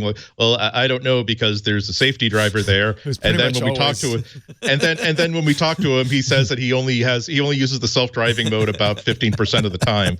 It's like, yeah, we're really on the cusp of the breakthrough now. Yeah.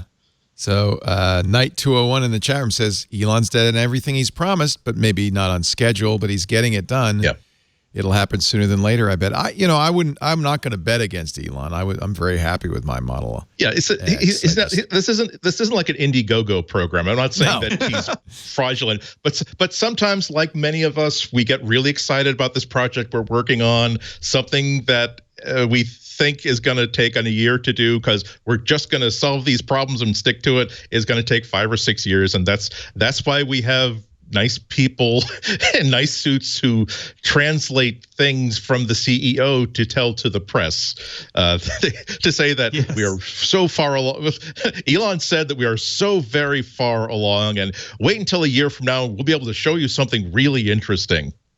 But I think Andy nailed it, though, that the hardware will be there, and possibly even the software just not enabled will be there in a year, like Elon Musk says.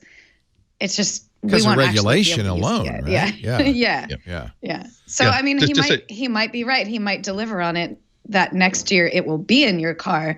It's just that not next year will it actually be able to be used in your car. Right.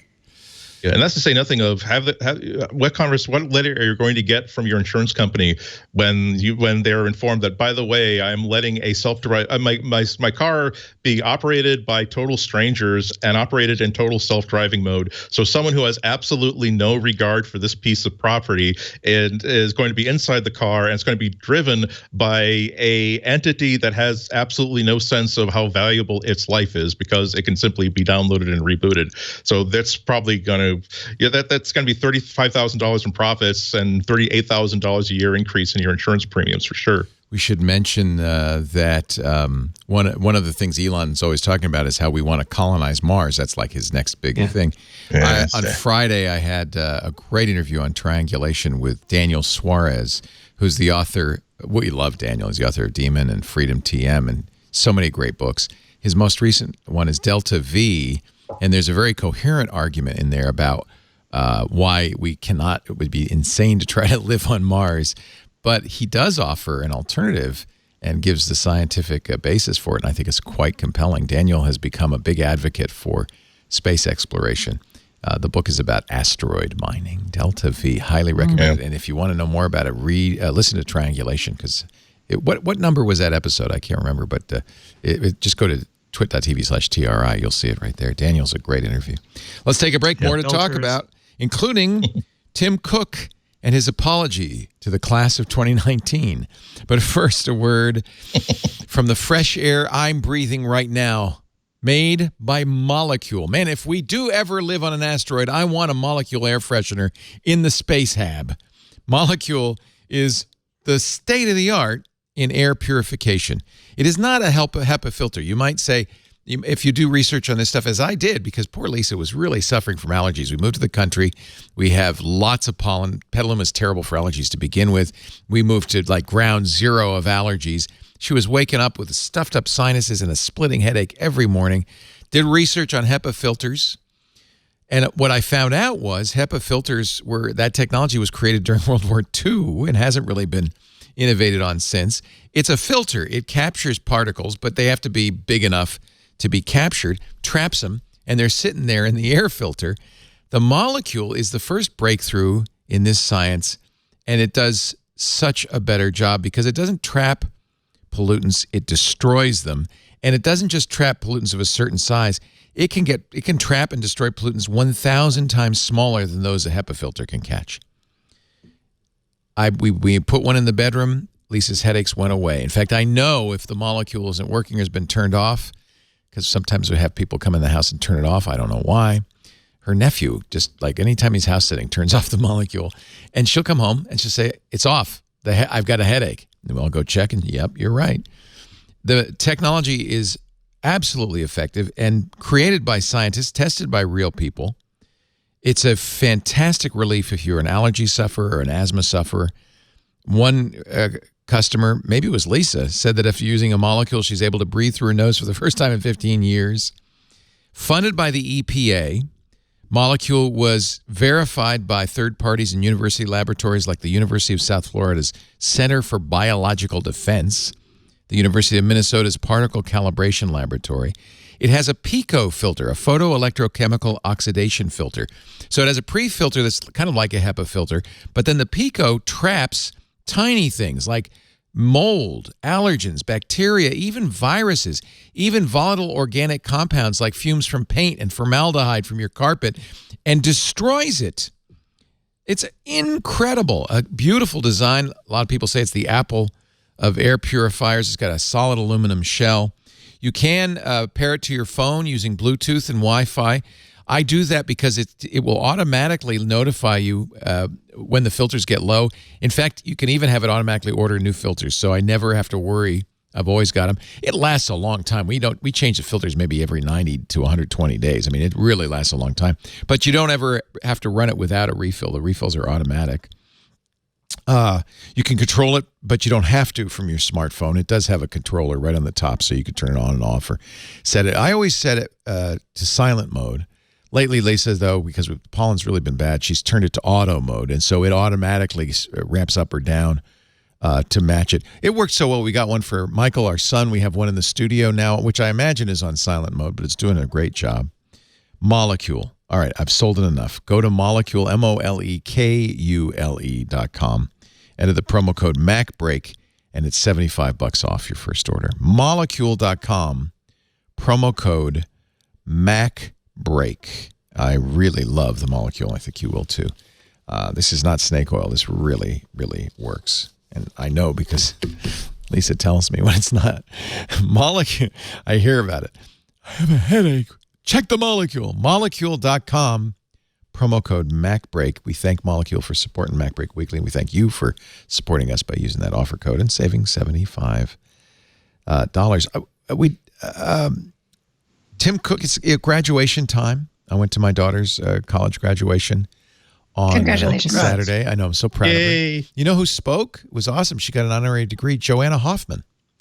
Oh, wow. Yeah, she's the Russian emigre who yells at Steve Jobs in the Steve Jobs movie. The Danny Boyle one, remember? There's a woman, I think, was she played by Kate Winslet? I think she was. She comes in and she's the only person who can say boo to Steve. Joanna Hoffman worked at Apple. She was on the original Macintosh team, wrote the business plan and the first marketing plan for Macintosh. Later went with Steve to Next. Later went to General Magic, where she was instrumental in creating the first smartphone. Amazing woman. Great story. She told her life story. She came from Russia at the age of 7, spoke no English, and talked about how she integrated. And her major was archaeology. She was fascinated by physics and archaeology. And it was just very lucky. Steve Jobs loved her, hired her, and the rest is history. She was a great commencement speaker.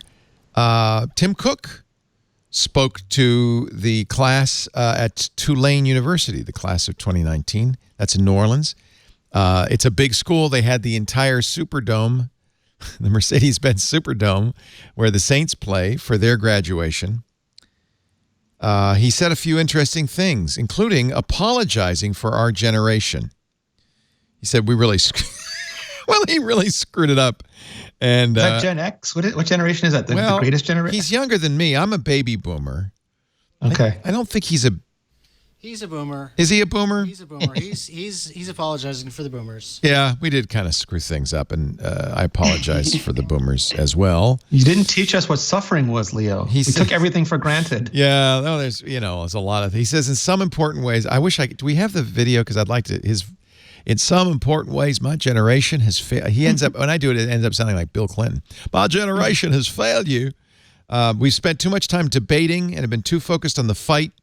Not focused enough on progress. I guess he is a boomer because he's only 4 years younger than me. So he says, you don't need to look far to find an example of that failure.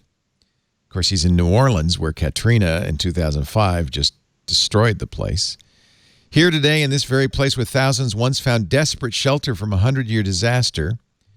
Remember, the Superdome was home to a lot of people flooded out. Yeah. The kind that seemed to be happening more and more frequently. Nudge, nudge.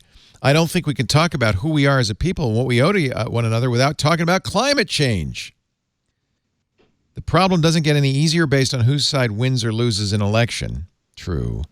It's about who's won life's lottery and has the luxury of ignoring this issue and who stands to lose everything. And, of course, when you're talking to the class of 2019, including my kids, they're going to be bearing the brunt of climate change in their adulthood and later. The coastal communities, he goes on to say, including some right here in Louisiana that are also making plans to leave behind the places they've called home for generations and head for higher ground. The fishermen whose nets come up empty. The wildlife preserves with less wildlife to preserve the marginalized for whom a natural disaster can mean enduring poverty. He goes on, talks more about climate change. I won't go through the whole thing. The final coda, though, I think is very apt. Whatever you do, don't make the mistake of being too cautious. Don't assume that by staying put the ground, this is Apple. Don't assume by staying put the ground won't move beneath your feet. The status quo simply won't last. People aren't going to buy the iPhone forever, so get to work on building something better. I added the iPhone part. Tulane tweeted, you may succeed, you may fail, but make it your life's work to remake the world because there's nothing more beautiful or worthwhile than working to leave something better for humanity. That's very true, and that's a message all of us baby boomers should take to heart. Tim's a good But if you guy. went to Moore, you got your student loans paid off. So Wow, I know, huh? Yeah, Morehouse University. How many invitations is that CEO going to get for keynote addresses? Robert F. Smith. So one of, I think, 19 black billionaires speaking to traditionally black college, Morehouse University, says, your student loans are forgiven. By the way, they interviewed a number of people. People had, and this was what depressed and shocked me, had loans of $70,000, $90,000. $200,000, some of them were saying. Can you imagine entering life? Yeah, if you paid all 4 years, if you borrowed to pay for all 4 years, that's $200,000. One of the people said he'd have to pay half his salary for the next 25 years to pay off his student loans. I think that college degree is worth that, to be honest. You know what? I feel the same way. Not. Yeah, I had a really sobering, I won't say conversation, because I overheard two teenage checkout clerks at my local market talking to each other because they're high school seniors and they're trying to figure out what schools they want to get accepted to and what they'll do. And that was really all they were talking about. That the only college that my parents can afford is community college, and they feel. And she said, and community college, as far as she's concerned, is like 4 more years of high school, and she's not going as affordable as community college is. It's not worth her spending all that money for a degree that's not going to translate into more opportunities and more earnings in the future. And I just remember thinking about how I went to Rensselaer Polytechnic, not a cheap school. And I got scholarships and I got aid and all kinds of stuff. And between me taking out loans and my parents taking out loans, I paid off my student loans within like 5 years, 8 years, maybe something like that. And that's working as a freelancer. And I just have so much respect for the kids today trying to figure out this problem of assuming hundreds of thousands of dollars in debt and entering the bottom of the workforce and knowing that they're going to be spending 5, 6, 7 years before they even start to pay down $1 of the principal. So sad. This system is so screwed up. And it's really is, if I see the teenagers and people in their 20s coming over the hill towards me waving the red banner of revolution, I'll run towards them and pick up a flag for them, because I feel as though A, I should be on their side, and B, they've got a legitimate beef and they will desperately hurt anybody who argues with them that the system needs changing. Yeah, when I was a kid, the story that was always told to me is that getting a college degree will improve your life. That was, the numbers showed it. And the year that I graduated from college, I think might have been the last year that actually was true, because the market dropped, the economy dropped, and people who had college degrees and well-paying jobs were losing all of those jobs and then taking jobs beneath their experience because they needed work, which pushes all us college kids back further and further. And now you can't really say to a teenager, to a person that's just out of high school, you can't really say to them that your college degree is going to get you a better experience in life, because right now that's just not the case. And I agree with you, Andy, so much that my heart goes out to these young people, especially people who have gone through college and are now trying to join the workforce. And it's not as easy as it was, when I graduated from college, even, which isn't even that long ago. There's nothing that you can hand to them that says, congratulations from graduating from college.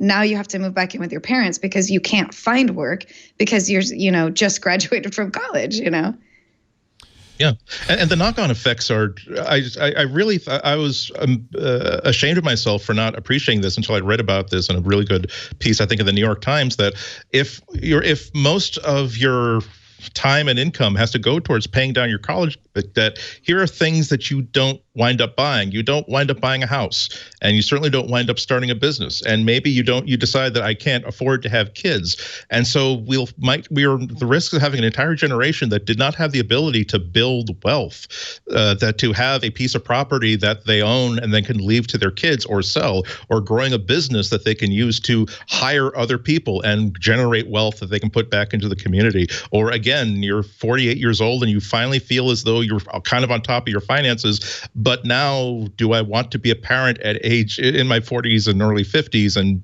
not send them off to college that I can't afford until 70?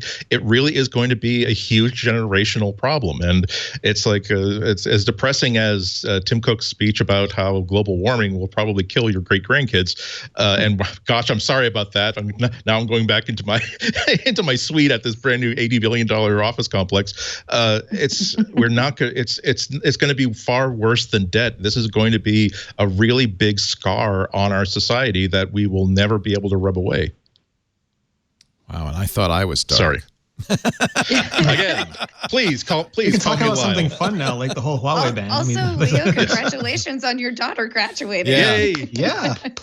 Yeah, if there's one, she'll be moving back home with you soon. Yeah, no, if there's one accomplishment, I don't say this to rub it in anybody's face, but as one accomplishment I feel like I've made in my life is that both my kids are graduated from college without any debt.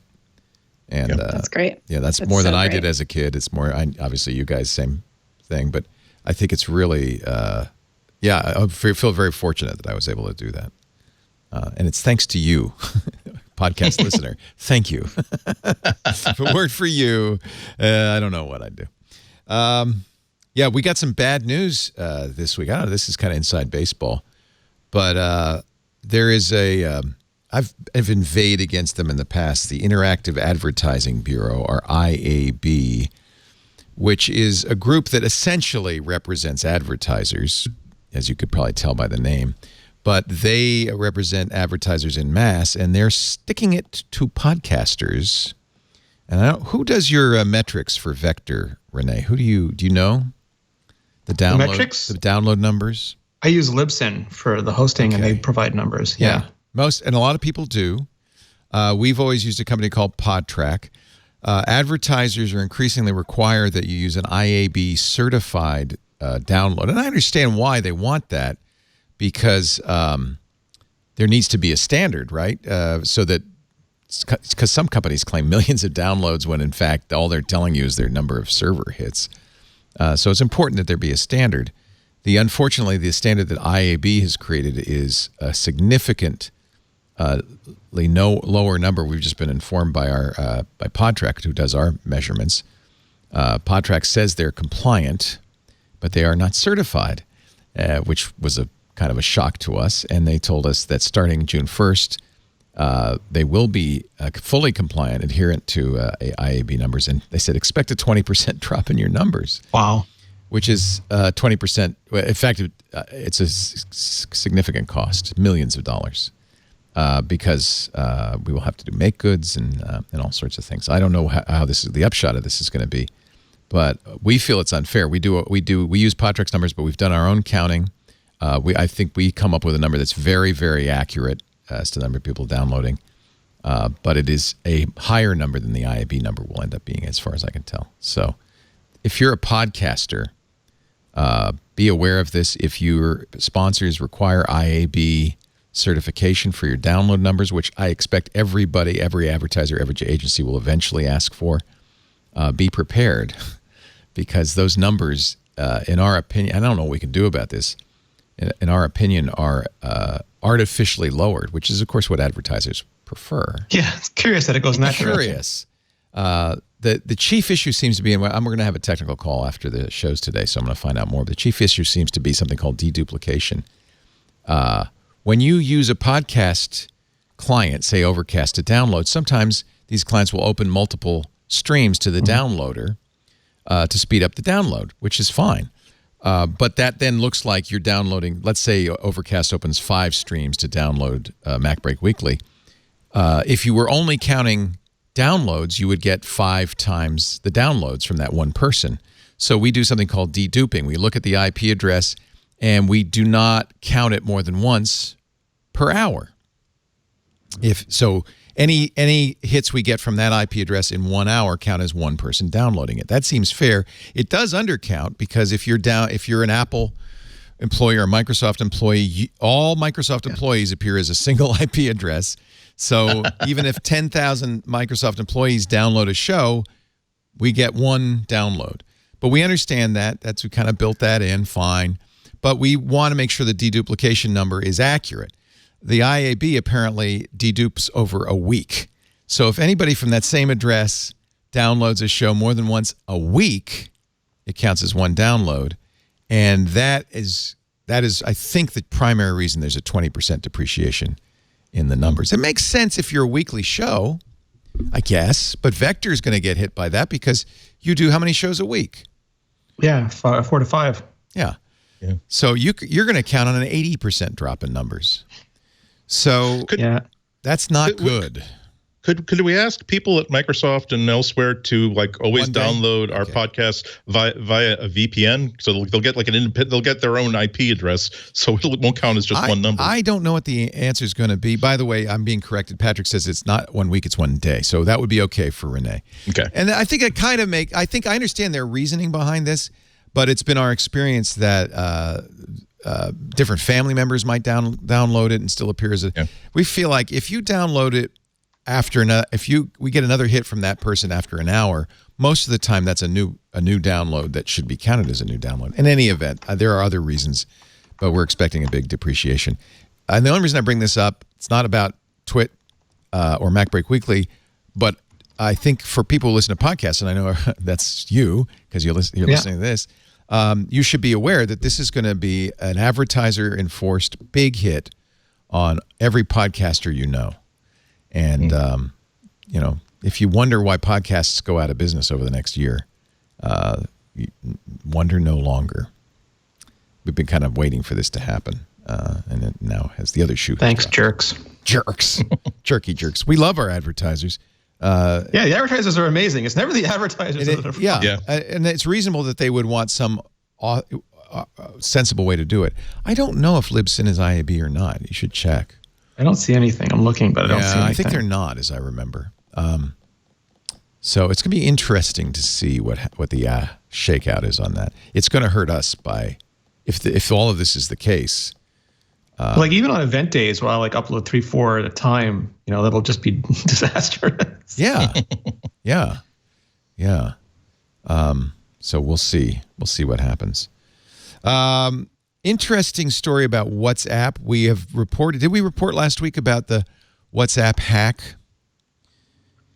This was fixed by WhatsApp almost immediately. So it was last Monday. So I'm expecting we mentioned it the next day. But it did bring up an interesting issue. First of all, you might have the most beautiful, impervious iPhone ever made. But if you've got a third-party app on there with an exploit like WhatsApp had, those iPhones were completely compromised to the point that, so the way this 0 day happened, and we believe it was a nation state that was calling dissidents and journalists. They would make one phone call, even if you didn't pick up on WhatsApp, to your WhatsApp number. That's why it's a targeted attack. And WhatsApp would, in effect, give them full access to the system to the point where they could erase the fact that that phone call even happened. Now, that seems odd. It seems like Apple would prevent WhatsApp from impacting the rest of the phone, but as far as we know, it did. But this raises a more important issue, and this is Lorenzo Franceschi Bicchieri writing in Motherboard. This has shown us it's almost impossible to tell if your iPhone has been hacked. The iPhone is so locked down, security researchers are complaining that even if you had this flaw, we can't tell if the 0 day happened because we can't get into the phone. Only Apple could really tell you. Your thoughts? Yeah, I wonder about packaging. Like we've seen, no matter what the system, we've seen stuff successfully hidden for years. So there's no cure for this, and you could probably packet inspect it. I'm guessing anybody who's terribly concerned about this is doing the ultimate thing, and that is burning new phones on a daily, if not weekly basis. And that's about all you can do, is just burn it down, restart it, or have a dispenser role. Right. If your job requires absolute security, have a dispenser role of burner phones just constantly available to you. iOS. The important thing with this is. Go ahead. I was gonna say the important thing with this is that you always, it's the same thing with the Zombieland things, that you have to factor in your threat model into the threats and to figure out, what is the likelihood this will happen to me and what precautions do I need to take, because what'll affect somebody who is a dissident being targeted by this country, by a nation state, is different than somebody who's just out fishing all day with their flip phone. The issue also is it makes it hard to know how many 0 days impact the iPhone. They quote Zuck Abraham, who is at Zimperium, which is one of the big good guy, white hat 0 day companies.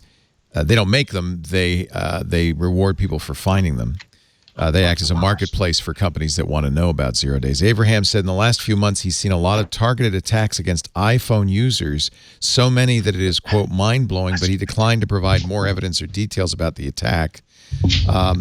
Jonathan Levin, who's a security researcher who's written books about iOS and macOS security, says in his opinion so few iOS 0 days have been caught, not because they don't exist, but because they're worth a lot of money and are likely to be used in targeted attacks. He also said to exacerbate the situation, payloads are often tested and perfected for weeks or more before deployment, thus ensuring a high chance of exploitation and inversely a low chance of detection, especially in the case of zero-click attacks, which this was, requiring no user interaction. Unless Apple makes fundamental changes, this is Zerub, another security researcher, in how iOS is architected, there's no practical way to tell that an iPhone got infected.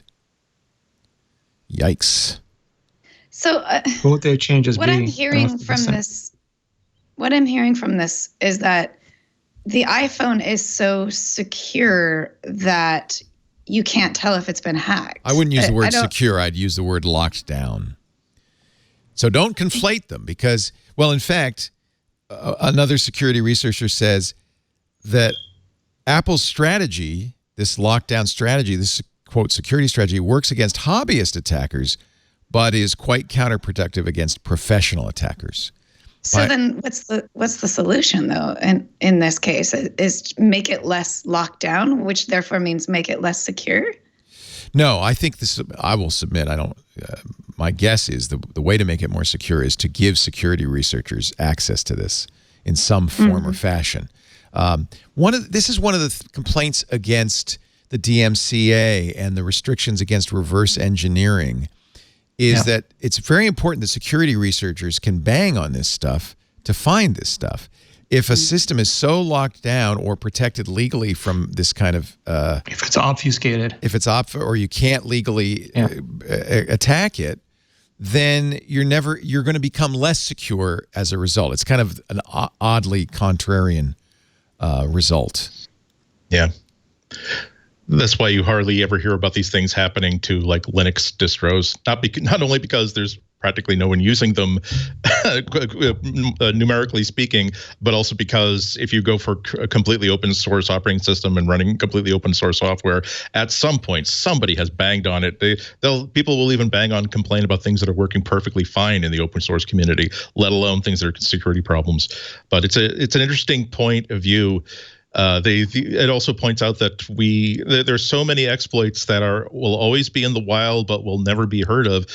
A, because they're way too valuable to disclose, and also because sometimes governments and law enforcement basically says that this is our secret. This allows us to snoop into phones of people that we need to check, of suspects and criminals. And so the last thing we want to do is for Apple to patch this thing. So. And Prawn in our chat room made a point. For instance, if you could just even show what processes are running on an iPhone, you could at least see if some of the processes are unauthorized. I mean, there would be ways without making it less secure to make it easier to inspect.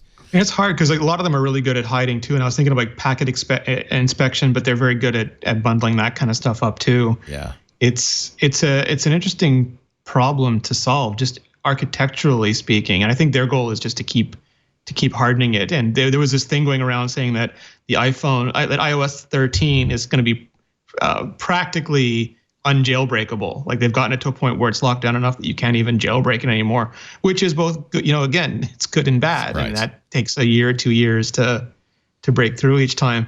But I agree with you. I think there should be, Apple has these bug bounty programs. And I think there should be some provision for people who are white hat hackers or security researchers to be able to get in, because no internal amount of testing ever equals 1 million people pounding away on your code. It's just impossible. And the open source thing is great too, but if it's not popular, we've seen open source exploits even in popular systems last for years because nobody looks at that particular hunk of code. Yeah, just because code's so open more source people doing doesn't it, mean the it's better. secure. Yeah. Right. Mm-hmm. And is it, would it be possible for Apple to release like an official Apple iOS utility that does nothing but take a look at all the processes that are running on this phone, and at least say that there are 92 processes working. We know of 89 of them, and we know that they're not bad processes. But here are 3 processes that if you get on the phone to somebody who's a security researcher and they tell you that XXX skull death to all commerce might be a bad thing, which Apple really has a responsibility to make sure that we have the ability to at least to know what's going on inside our own devices. And if they can't necessarily make them open enough that we can do it ourselves, I think that that's a big opportunity and responsibility for Apple to provide us with those tools that can give us at least the information we need without compromising what they feel to be the integrity of the device. It'd be my guess, if Apple takes this seriously, that there will be. I mean, I think it's possible to keep the phone absolutely as secure as it is, but give some sort of window into what its operation is. I wonder if the configurator or the enterprise tools have way better clarity into what's exactly running on the device. MDM, yeah, MDM or just the iPhone configurator that you can download. Yeah. It is a little bit of a wake up call that this WhatsApp thing was able to give you complete access to the iPhone and complete control of the iPhone. That's a scary thought. Bottom line, though, to reassure everybody, iPhone is very secure, and as always, if you are the target of an attack by a nation state, you're in trouble. It's going to be that's a challenge. These guys have resources far beyond those of the average bad guy, and it's very hard to keep the nation state from compromising your stuff. This is why journalism continues to be a very high risk job for so many people in so much of the world. That's absolutely right. Yeah. We shouldn't ignore that.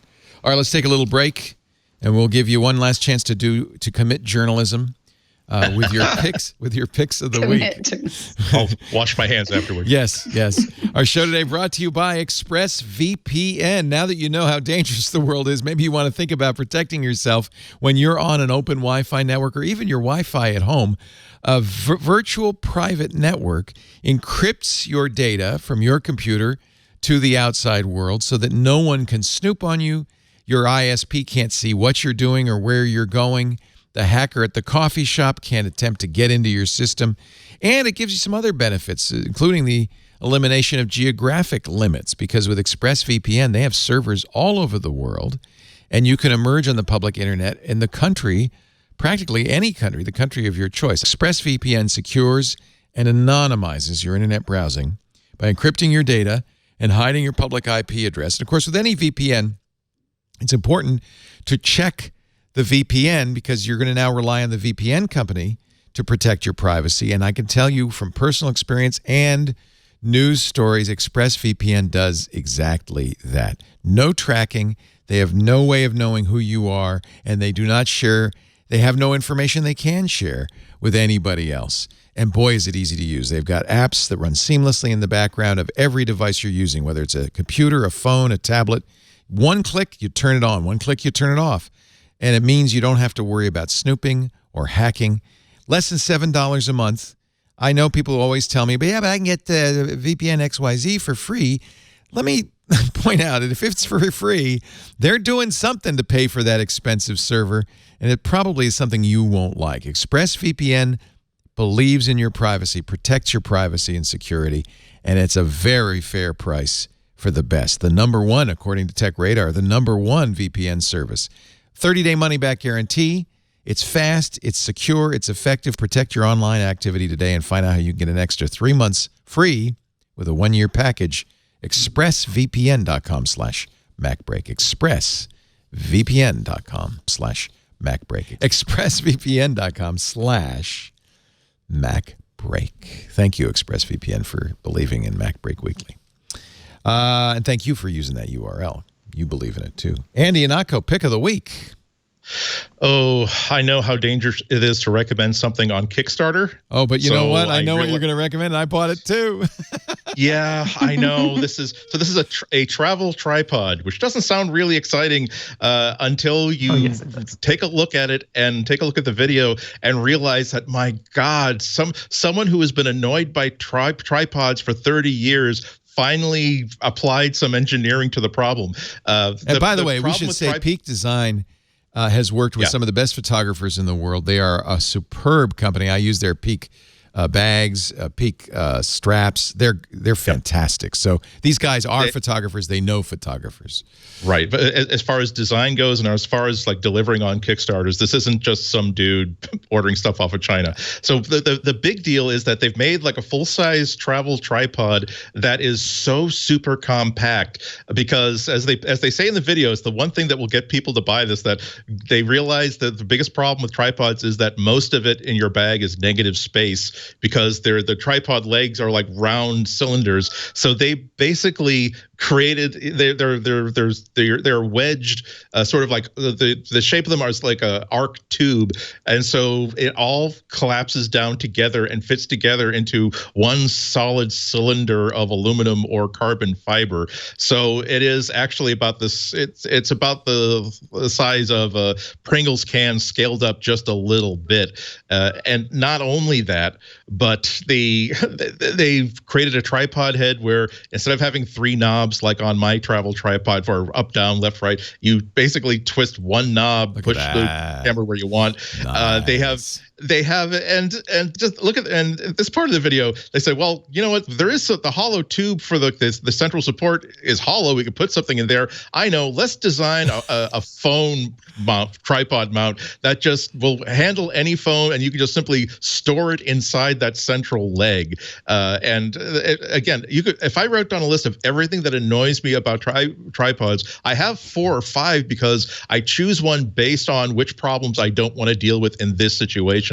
And this one is, nope, this has all the best features of every single tripod I own, including the most important one being small enough and light enough that I will throw it in the bag, even if I don't necessarily know I'm going to need a tripod, because that's the problem. You have these great say, oh wow, wouldn't it be great to just set up a slow motion video, or set up a time lapse, or do like lots of bracketed exposures. Oh well, too bad I didn't bring my tripod, but hey, I did. So it's not super cheap. It's about $280, I think, $289 for the aluminum one, and $479 for the carbon fiber one.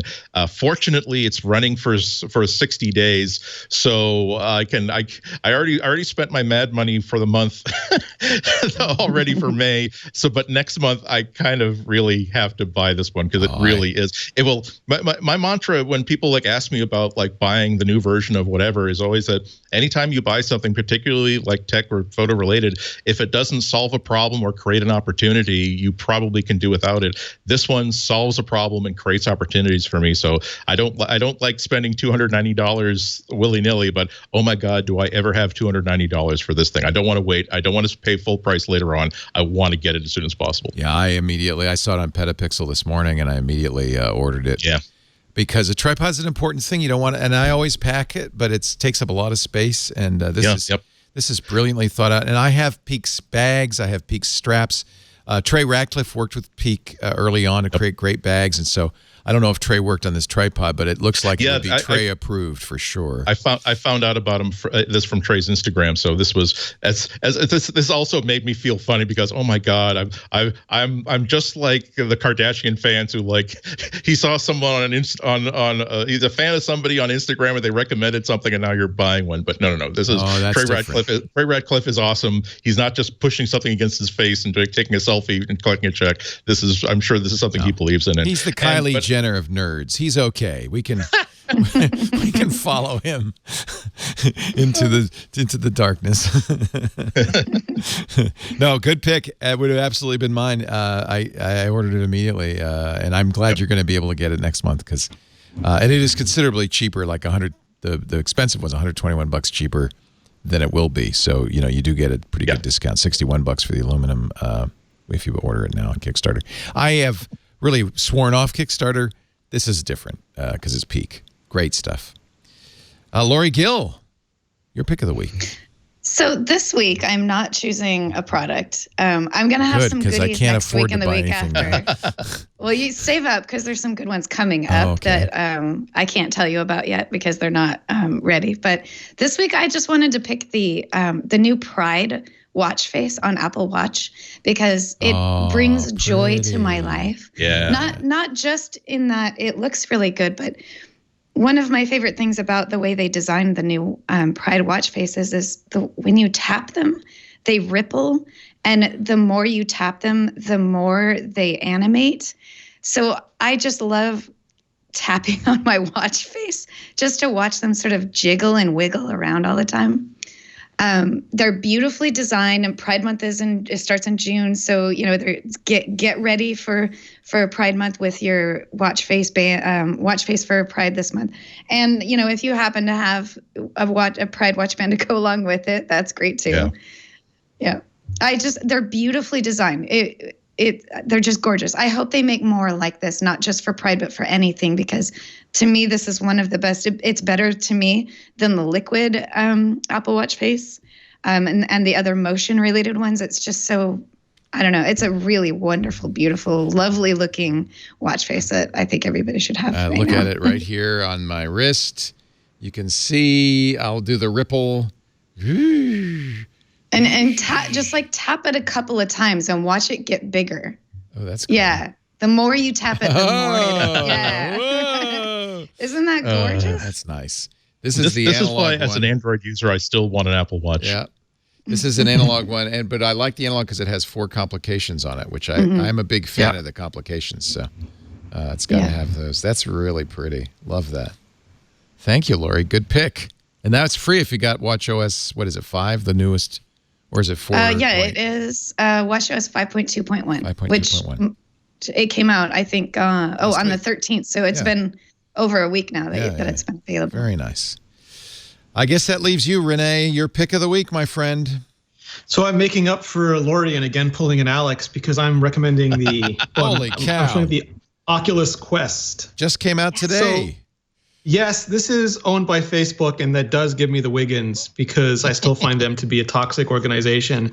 But Oculus, I had the Oculus Go, and what I really liked about it was that it was essentially AirPods for your face, in that it had everything built into it that you really needed for a VR experience, which is really different than at the time, especially the tethered to a PC, to a hardcore gaming PC that other headsets required.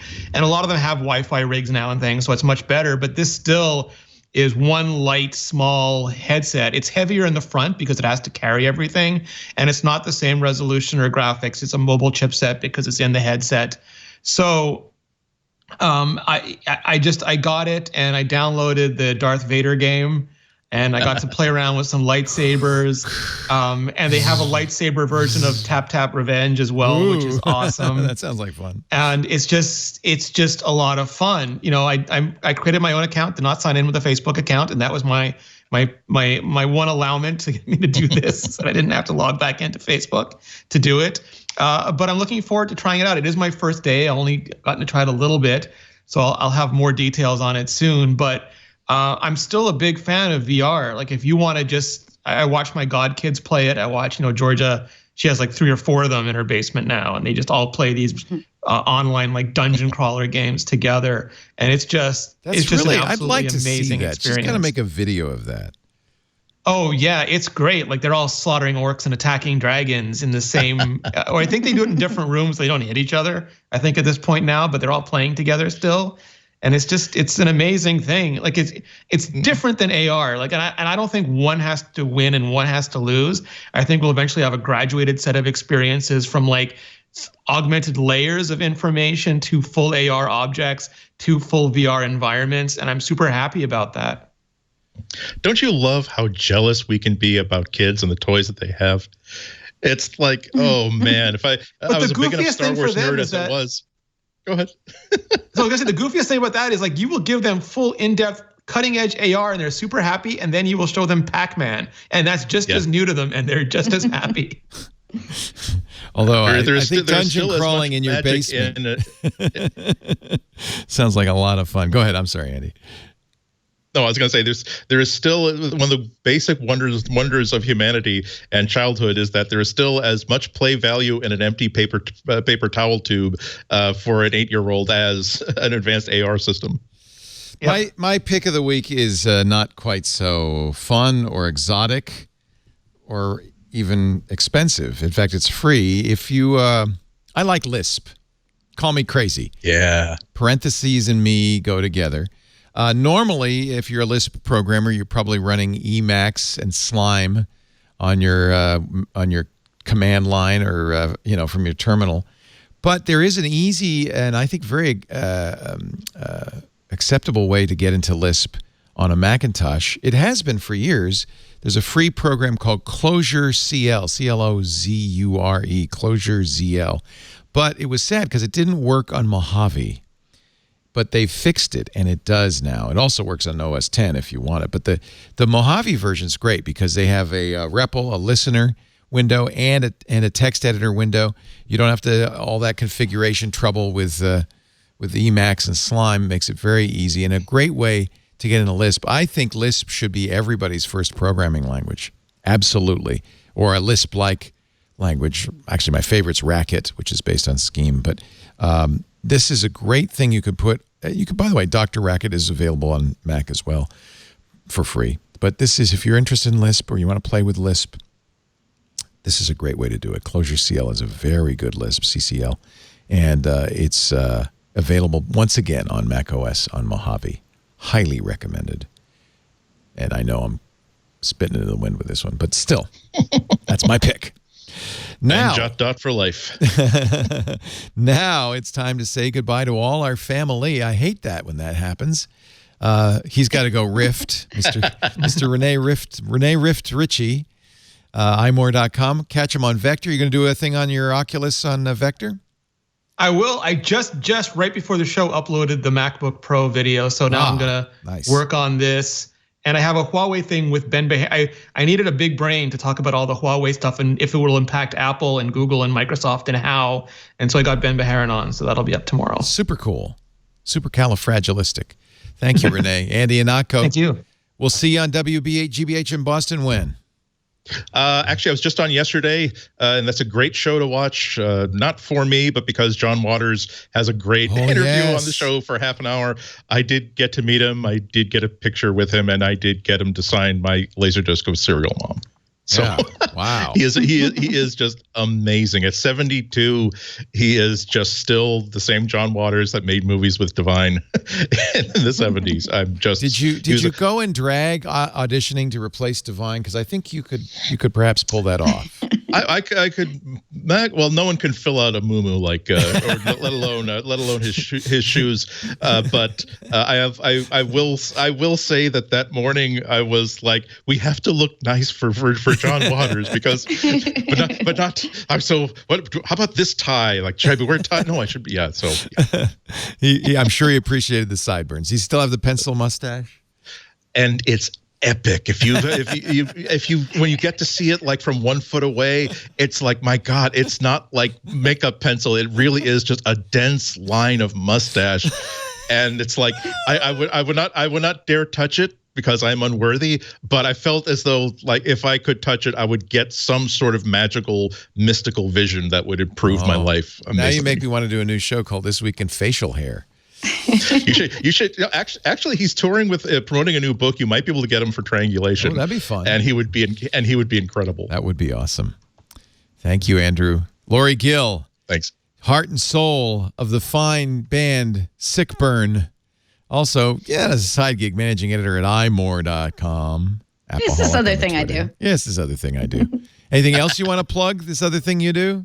No, that's it. Those are my plugs for the day. Go to iMore right now because we're covering everything about the MacBook Pro right now. So I am literally 2 best friends away from level 40 on Pokemon Go. Oh, so close. 2 best friends away. I will do it today or tomorrow. I'm pretty sure because I've got.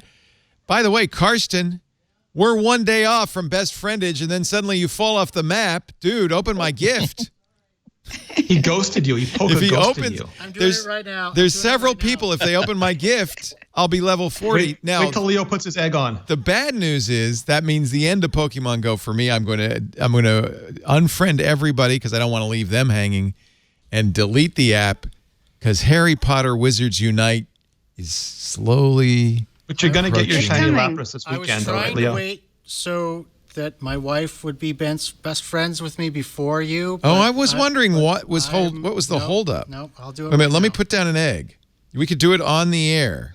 Hold on, wait a minute. Show title: Leo lays an egg. You gotta put down a lucky egg, and usually you get a chance to do that if you do it really quickly before. Okay, let me lay down the lucky egg. Lucky egg is laid. Okay. And that means I have 30 minutes for you. Let me just quickly go over here because these are all my best friends, including a guy named Rene Ritchie.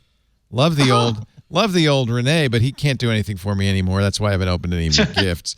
Get done. There's Elsa Kex and Anthony GT40. What about you? You're a day off. Davoff Pallet has been a day off for years, it seems like. Maybe Fred Hill will get to be a best friend, too. That would put me... I would love to get to level 40 on the air right here. All right. I sent you a gift. I got your gift. You opened my gift? I opened your gift. I think that's going to do it. It won't put me at level 40. Let's just watch. Go ahead. Let's just watch as Karsten, finally, my longtime producer, becomes... Watch my screen, Karsten. I'm watching. No, you're not. Oh, I'm watching. Let's see. Is Karsten going to become my best friend? Maybe I have to open your gift. Oh, we are best buddies. 200,000 points. Well done, Karsten. Look where that puts me. 4.893 million. Wow. I am just a mere 107,000 points away from the level 30. By the way, don't ever evolve Lickitongues. They turn into the most boring things. Lick-a-lick is kind of hideous. But this is keep your Lickitongue. Look at that. Who doesn't love walking? I just keep walking with him. I don't want to evolve him. When you find them next to religious statues, it's a particularly... Is that true? No. Well, we do here because almost all the stops are at churches. Oh, okay. Do the religious statues taste like candy? Is that why Liquator is like... Oh, Davoff Probably. palette, you could become famous forever if during this show right now you would just open a gift from me, Davoff. You're just this close. Or Anthony, GT40, you're this close. Fred, you opened one. Oh, God, we're so close. Yeah, those are the only people who could really change my life. It would be over. Maybe they don't want me to stop playing Pokemon Go. Maybe that's the plan. It's a plot. It's a plot. God, I'm this close. You know, it really annoys me because Lisa this morning got 600,000 points, 3 best friends, but she's level 40. She can't use it. I know. You never know, Leo. They might release new levels one day. That's what she's saying. She says, you know, what I want to have happen is they release like level 60 and I'm there already. Because I think I'm at like 70 million experience points now, but you don't know. Much you can do is there any way to know? No. So yeah, you scroll to the bottom of the screen and it tells you. Oh, really? You can see how many points you have? Yeah, so if you scroll all the way to the bottom. I have 19.893 million. I will tell her that so she can see what she's got. So you need 20 million to get to level 40. It only took me 2 years. misspent years. And I don't even want to think how many dollars. Yep. I don't even want to. You're about to do it all over again for Harry Potter. Shut up. Nobody asked. Don't you want Leo to be happy? Nobody asked you. Oh, all right. I wasted a lot of time on that. Thank you, everybody. Thanks, Leo. I really wanted it would be so cool to get to level 40 during the show. I'm this close. Thank you. You do it with Gibson. Yeah, maybe during security now. Oh, Steve, by the way, don't mean to break in, but hey, look who's level 40. Who has 2 thumbs and is level 40? This guy. Thanks for joining us. MacBreak Weekly is shot before a live studio audience. Well, there's a couple of people here anyway. Every Tuesday, 11 a.m. Pacific, 2 p.m. Eastern Time. That would be 1700 UTC. You can watch it live either by emailing tickets at twit.tv and stopping by. We have a visitor from El Salvador in studio today. It's nice to have you, as well as El Sobrati. So the L's are in the house. If you want to stop by, tickets at twit.tv. You don't have to come here to watch live. We do have live audio and video streams. All of them are aggregated at twit.tv/live, so it's the easiest way to figure out which one you want to watch. If you're watching live, my goodness, so are about 20 diehard crazy people at irc.twit.tv. Actually, how many people are in that chat right now, Scooter X? It's probably a couple hundred. We appreciate that. We love the chat room. Great bunch of people. Dave C., he says, check now. Dave, are you Davoff Palette? Oh, my God. Let me quickly check. Now, everything, all the thoughts have gone out of my head. We'll just wait. Whoa! Davoff Palette. It's Dave C. in the chat room. I was waiting for you. Oh, my God. Play some music. I am now level 40. Get back to work because break time is over. Congratulations, Leo.